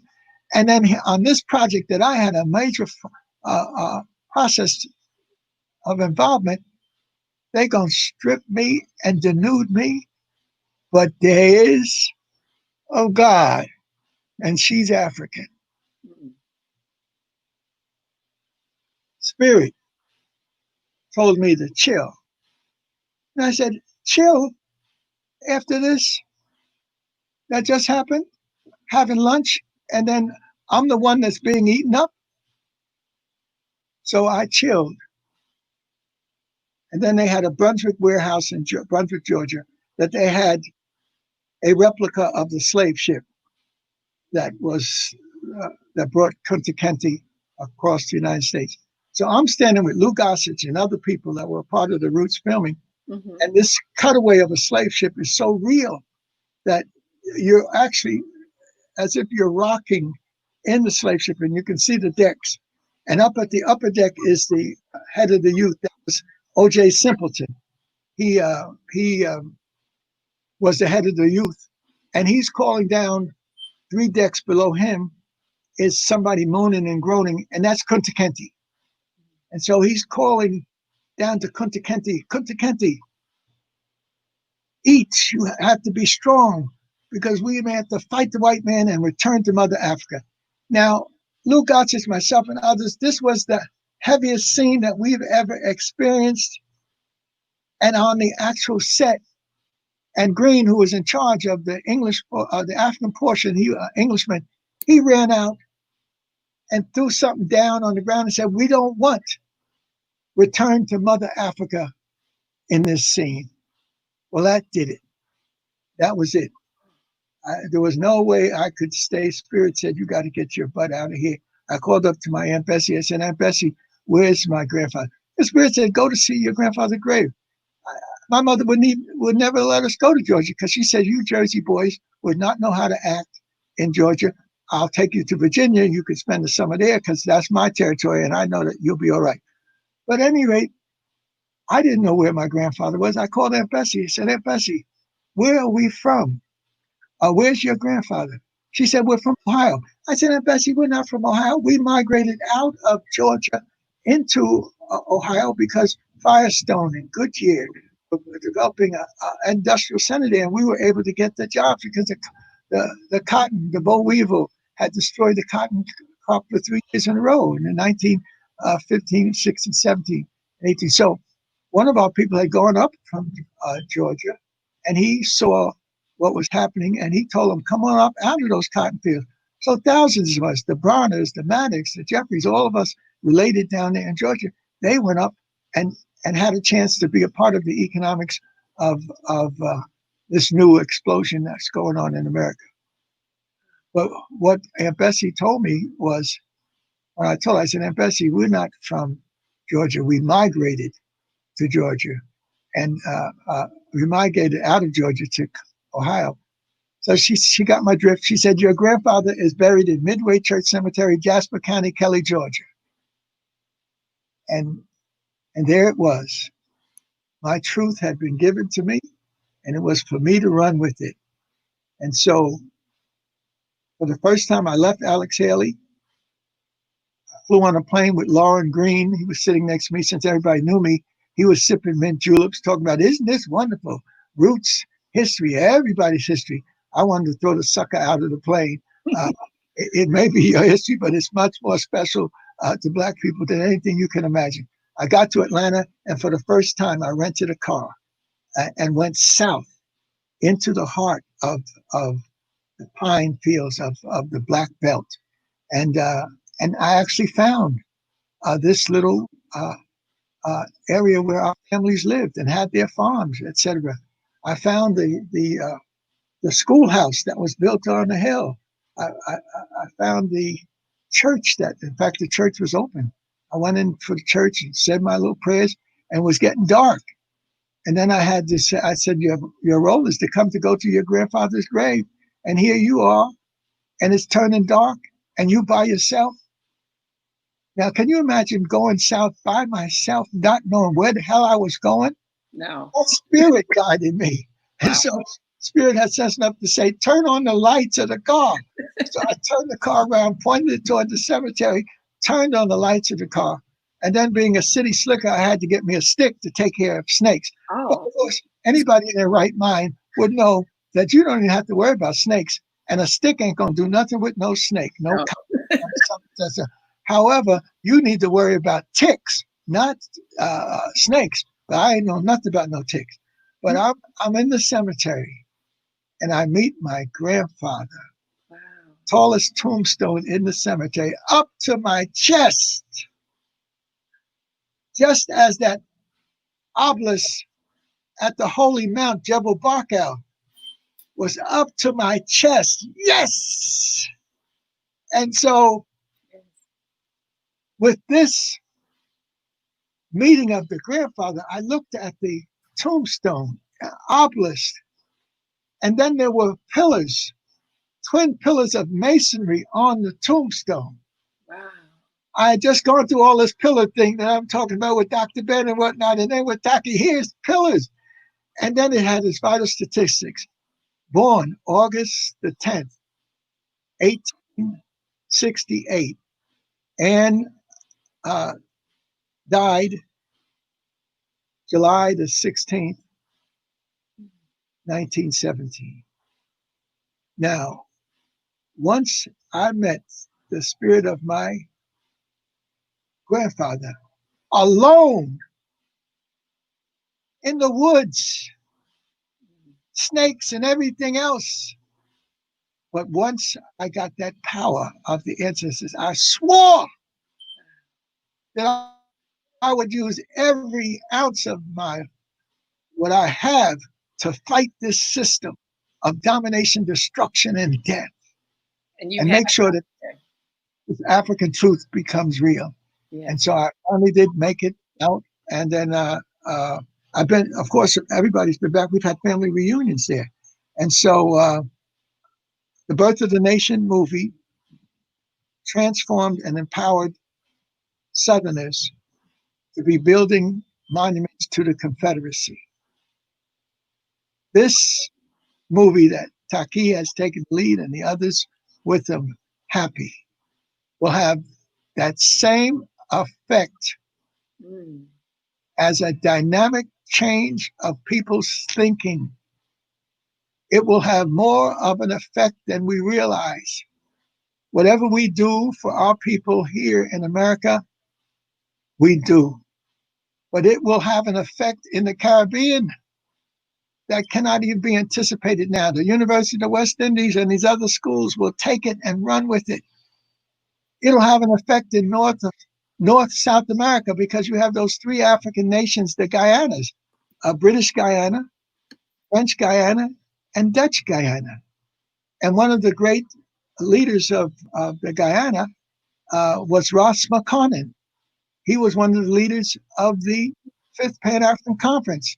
In fact, he had restaurants, and he was able to feed these Africans in England trying to make their way. They knew they would not starve because Ross McConnell would have a meal ready for them. Ross McConnell was one of the leaders of British Guyana. And then we will go into the heart of South America, which is Brazil, and take that film to our brothers and sisters in Brazil, the largest Black community in the Western Hemisphere. Yes. And it's a catalyst of traditions of different African groups and produce candomblé and all of the traditions out of Brazil. In fact, when I went to the mountains to meet the spirit of Zumbi, which I did, and again, that was a life-changing experience, that the people, I got off the bus because I said, you fly from Rio or Sao Paulo up to Maceió in the northeast, and then up above Recife. And then you go from the train into the foot of the mountains. And when you get to the foot of the mountains on the train, you take a bus and you go up to the top of the hill and the top of the mountains. And that's where Zumbi of Palmares set up African warriors who fought for almost 100 years to keep Black folks free in Brazil. And I have the pictures of my up in the mountain. I got off halfway up the mountain. I said, this bus ain't going to make it, and I ain't going to die on no bus crash. So when I got off, half the people got off with me, and they walked up with me. It took us another 2 hours to get up there. By the time we got there, the ceremony honoring Zumbi was over.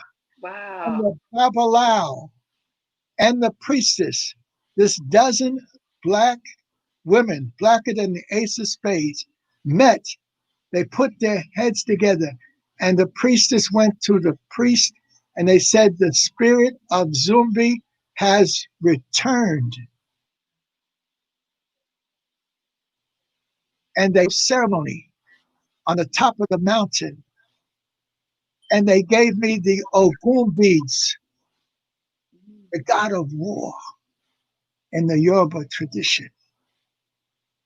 And those beads were so powerful for me spiritually that when I had my legal case in the New York Supreme Court, when the state attorneys and the district office and all those people came to question me, I went into the bathroom and took a wee-wee. But more important, I took out the Ogun beads and draped myself with them. I had the Akan tradition of our brother, the drummer, and I had brother Taiwo, Akan priest, a Yoruba priest, who gave me a ring. I had these rings, these 7 rings that the priestess who protects the golden stool of the Ashanti gave me these rings when my wife and I and our group went to visit her. So much spiritual protection has been put around this move to bring out the truth that there's no way it can be stopped. There's no breaking into some stores, stealing some Gucci's, gonna block it. There's no way of pulling down some statues and not even understand who the damn statue was. Some of these statues you need to leave up there. You need to leave Jefferson up there to point out the contradictions. This nation was not found on freedom, justice, and equality. It was found on rich white men with property and power. Even poor whites didn't have any votes in Jefferson's book. Yeah. It's the tradition that they got from feudalism in Europe, where even the manor, the young white man working like a dog, trying to make a way and survive on the manor, and then he falls in love with a maiden at the other end of the manor. But the way the European system worked of feudalism was that the lord of the manor had the right of first night. And so before the young fellow could marry his maiden, she had to be in bed with the lord of the manor. That's the European value system. Degrading people. Yeah. And control having these lords. Well, Jefferson was a lord. He lived in a manor. He had 4 plantations. Washington was a lord. And all of the founding fathers were slave master bastards. So why are we going to pick out 1 or 2? Leave them all there and see that a contradiction. Jefferson could not do what he needed to do by himself on Monticello or the 3 other plantations. Black folk, the rejected stone, were the cornerstone that keep America's economy alive. Yep. Black folks ran the plantations. They prepared the meals. They did the healing. And black breasts nourished these children. Yeah. We got to know what the history is. Just striking a blow does not do anything. You got to have a plan. We need to know each of the slave owners and how many Africans they had enslaved at the time of the signing of the Declaration. America is a contradiction, just like European history is a contradiction, just like British history is a contradiction, just like French history, just like German history, Hitler and the rest. We need to show that Africans come out of another cut of cloth, royal cloth. Mm-hmm. And so hopefully, if I, survive the virus, You will, Dr. I'll J. be able to make a contribution. But if I don't, what has already been done, I am assured, and I will be assuring Dr. Clark and Dr. Ben and Glory and Dr. Chancellor Williams and Professor Jackson and Glory that our future in terms of our history is in solid African hands. Yes. And yes. it will make its mark. They'll be able to rewrite the history books using it as and these are young people who prepared this, and they're taking on the history of the world and making it correct and setting it up right. So look, I'm just, I'm telling Nkrumah, relax. They got it together. And Nelson, because this was the book I did on the struggle in South Africa. But the hero was Nelson Mandela in nominal, symbolic terms.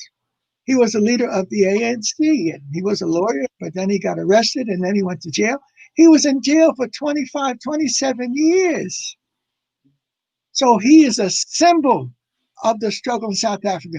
But the reality, the rejected stone in South Africa that became the cornerstone for their revolution was young men like Stephen Biko, who I talk about in this book. Stephen Biko, a young man who, inspired by Malcolm X and our struggles in the United States, started the movement of the students. And it was the students, the babies, who defied the South African guns. And there's pictures of young Preston holding even younger brother, running from the bullets of the South African. Once the children were sacrificed, the South African struggle exploded. And it wasn't Nelson because he was in jail. It wasn't Oliver Tambo and the ANC because they were in exile. I was meeting with some of them in Geneva. Madam Tambo, she was still in the country. We set up a sewing circle for her in South Africa, and that sewing circle was political education. The key to South Africa were the children and the women. So Winnie Mandela, no matter what problems may have occurred, she held up that women's component of the struggle, and we have to respect her for that. Roz and I have a beautiful picture of Winnie Mandela coming back and forth to the United States, meeting with us and encouraging us as we encouraged her. Mm. And she is holding on. Rosin is on one side and I'm on the other. She is holding us like it's for dear life. Winnie is there. So it was the women. The women refused to be moved. They had the black dot. I talk about it in this book that I wrote. They have, when they decided to remove a black community, they called it a black dot. And they were moving black people out of key areas around the cities and moving them out into townships and to Bantustan. But these women refused when they got the word that the bulldozers were coming to tear down their squatted towns. They were the black men who were under pressure from the South Africans got the word to the women that they're coming for this spot. So before they got there, the women had gotten the sticks holding up their tarpaulins and whatnot, and had gotten keeping. They had them all rolled up, and they disappeared in the woods. And then when they came to remove it, there was nothing to remove. They was gone. So they did something with the land. And by the time they got out of there, the women came back out of the woods and put the shanty towns up again. The struggle of women refusing to accept their condition. That's the spirit of South Africa. It's not in anybody meeting with the white folks and signing some papers and whatnot and saying that we got it. So that's what we've got to bring up. That's what this happy film process will create a movement throughout Africa, throughout the Africans in Europe. I mean, there's some in Europe. I just showed my wife a book by a brother who's an Ebony editor. He worked with Ebony before it went out of business. Hans Massakoy, and he was raised in Germany, a mixed German mother and an African American, African father, Liberian father, and so he was able to tell his story. And again, our story needs to be told. It will be retold over and over again with this happy formula. This is not people trying to get an Oscar, people trying to get some gold medal and some honor from white folks. But this film, like no other film, will be able to shake our world and have us stand up and reclaim it. Yes. In And the 70s, they had the black films.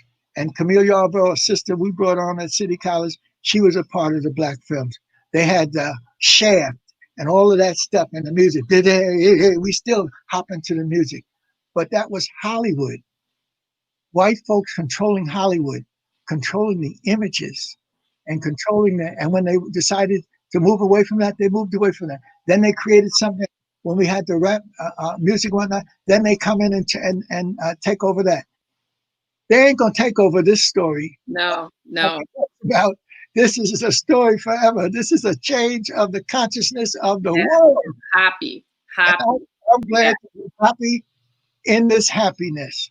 Yes. And so, brothers and sisters, the symbol of what we've been talking about is going to be raised. We're going to be talking about the symbol of Washington Monument, African, the pyramids, African, the temples, African, even an understanding of the economics, studying the movement of the heavenly bodies so you can predict when the rains were going to come. Even studying the formation and the relationship of the heavenly bodies to know when the rains are going to cease and you can now plant your crop. Even studying when the crops are ready. In other words, it's an attempt for us to read the universe. And so we are the rejected stone that is the keystone for building. Yes. And Yes. so I got rejected, I bounced back. So I've been the rejected stone, but that ain't stopped my black ass. I'm still going forth with black Yes. power. You are going strong, Dr. J. And But thank you. we had a chance to be at the right place at the right time. This is my wife and I, and that's us in Senegal. And there is the future. This Yes. monument, the monument of the Renaissance, the rebirth.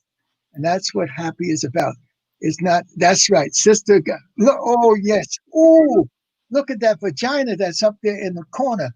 That shot is fantastic historically. You got the black man pointing to the future. He's got his child pointing to the future. Yeah. Then over to the corner, you have the goddess Nut, who the Africans reading the stars. She, the female power of the divine. The goddess Nut swallows the sun when it sets and it passes through her body during the night. And she gives birth. Look at that vagina. She gives birth to the sun in the morning. And then there is that movement up that represents. That's the black man holding up his preciousness, the black child, and holding on to his foundation, the black woman. And that is the largest statue of its kind. It's on a quiet volcano, an inactive volcano. And the black man is not on his knees praying, not on his knees shooting crap, not on his knees playing soccer. The black man is rising. And it's not then I rise. It is we rise as African global people and our cousins, the 2 or 3 billion people that can relate to us. And the man is holding on to his rock and holding not the torch that they have in the Statue of Liberty. And they had a beautiful thing on it last night. It was the best that I've seen. They even mentioned the African component that helped inspire it. But the child is being held up. The child is not playing with the father. The child is pointing to the future. Yeah. It's not a Kunta Kinte thing where you're holding up the child and you're whispering his name in his ear and then holding up to the universe. But it's similar. But the child is being held up by the father.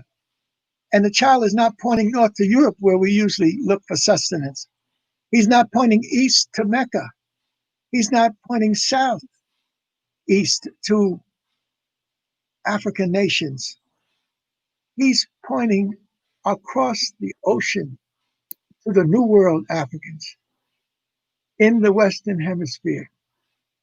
And it is the link between the New World Africans and Africans on the continent and Africans out of the continent that will carve out a new plan for the future. So we're going to follow Amos Wilson when he produced the blueprint for Black Power. And then off of this film, we're going to produce the Pan-African blueprint for African empowerment. Yes.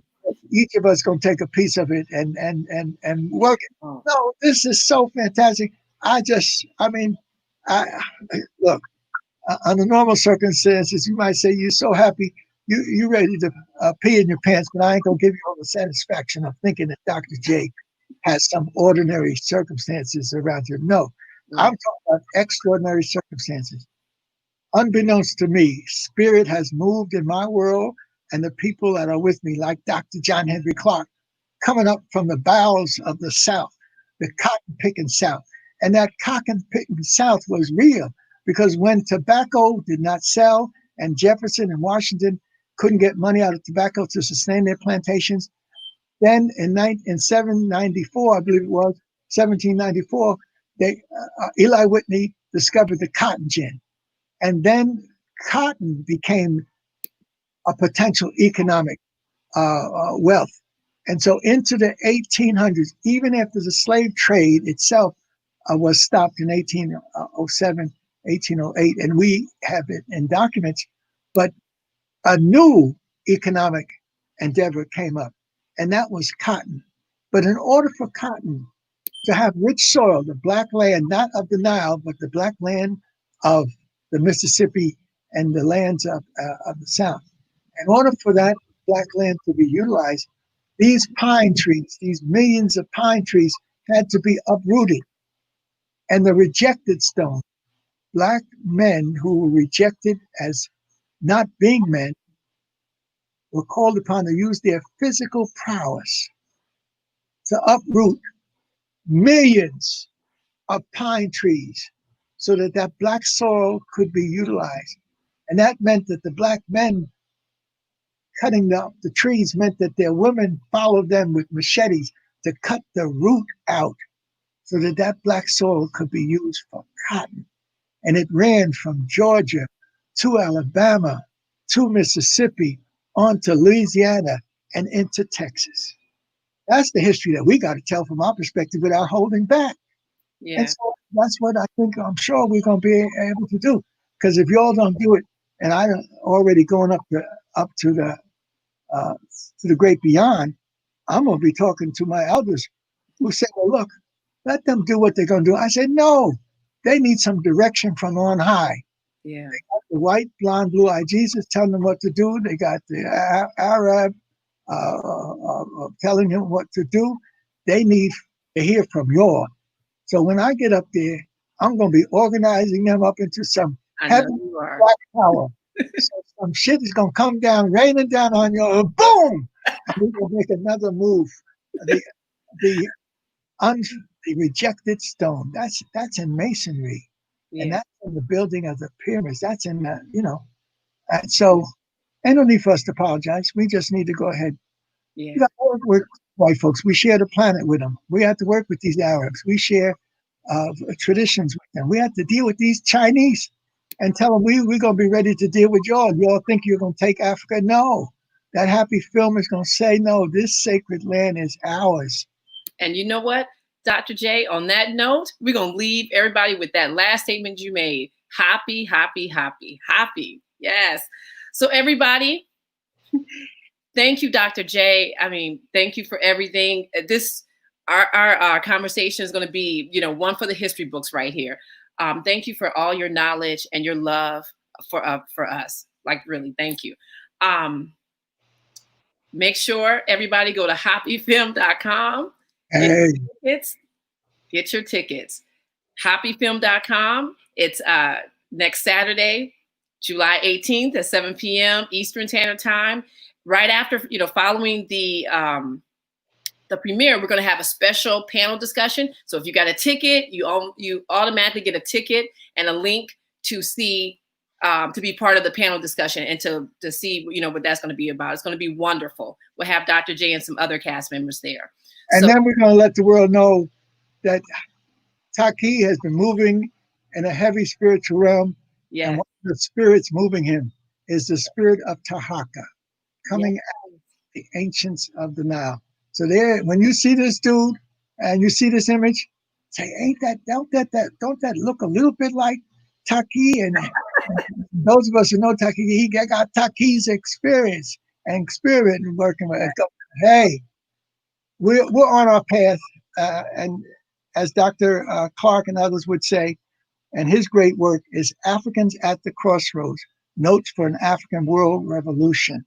And so next time we get a chance to talk, we'll dissect Dr. Clark's life from beginning to end, born in the rural South, Alabama, Union Springs. Family moved a few miles into Georgia. But he said that he had the deities in his life. He had 3 deities in his life, and they were 3 women. His grandma, his mother, his 5th grade school teacher, Eveline Taylor. Those women saw the potential in him, genius in him, and they worked it. My mother saw the genius in myself and my brothers, and it was worked. And so not only do you have a Dr. Jeffries and his partner, Dr. Ralston Jeffries, but you cannot see me without my brother next to me in every dimension. He's with me right now. And his great, beautiful wife, Rosie, and they produced these 2 beautiful children, these man-child, Dr. Hassan Kwame Jeffries, the younger, and attorney, Congressman Hakeem Jeffries. And they have been blessed with the Nile experience. They were in the Great Temple with grandma and auntie and uncle, with 1,000 of us in the Great Temple of Karnak and the Nile Valley. 1,000 of us going through the countryside, going down to the great building of Ramses II and whatnot. Oh, goodness. Yes, Dr. J, that's a good story. That's a good. You got to save that story though. That's a good one because that's when you have that story with your brother. I'm trying to give you James Small. I'm trying to give you your full because by the time Rouse and I send our bill to you, you're going to say, oh, no wonder he couldn't stop. He done billed me for a couple of $1,000s. Brother Smalls is a special spirit moving among us. He was asked to be a partner in an unusual way with Malcolm, and he was, and Malcolm's family, and Sister Betty, Malcolm's widow, and Malcolm's elder sister Ella. He moved in to be a partner with me and the others putting together the Black Studies Department, and he brought a special spirit there. He's got into all of these African religious traditions. He synthesized them. So he doesn't represent just somebody looking for something and finding it. He's created a synthesis of African spirituality. And then he's had nerve enough to have a lovely wife who is a medical doctor, taking care of business. And then they have their children. And then their children have children. So he's got more than a dozen youngers that he has to deal with. But they got the spirit moving with them. Yeah. Brother Small's mother was really his grandmother. The mother and grandmother worked the mojo on him. So he has this special appreciation of the role of the Black woman.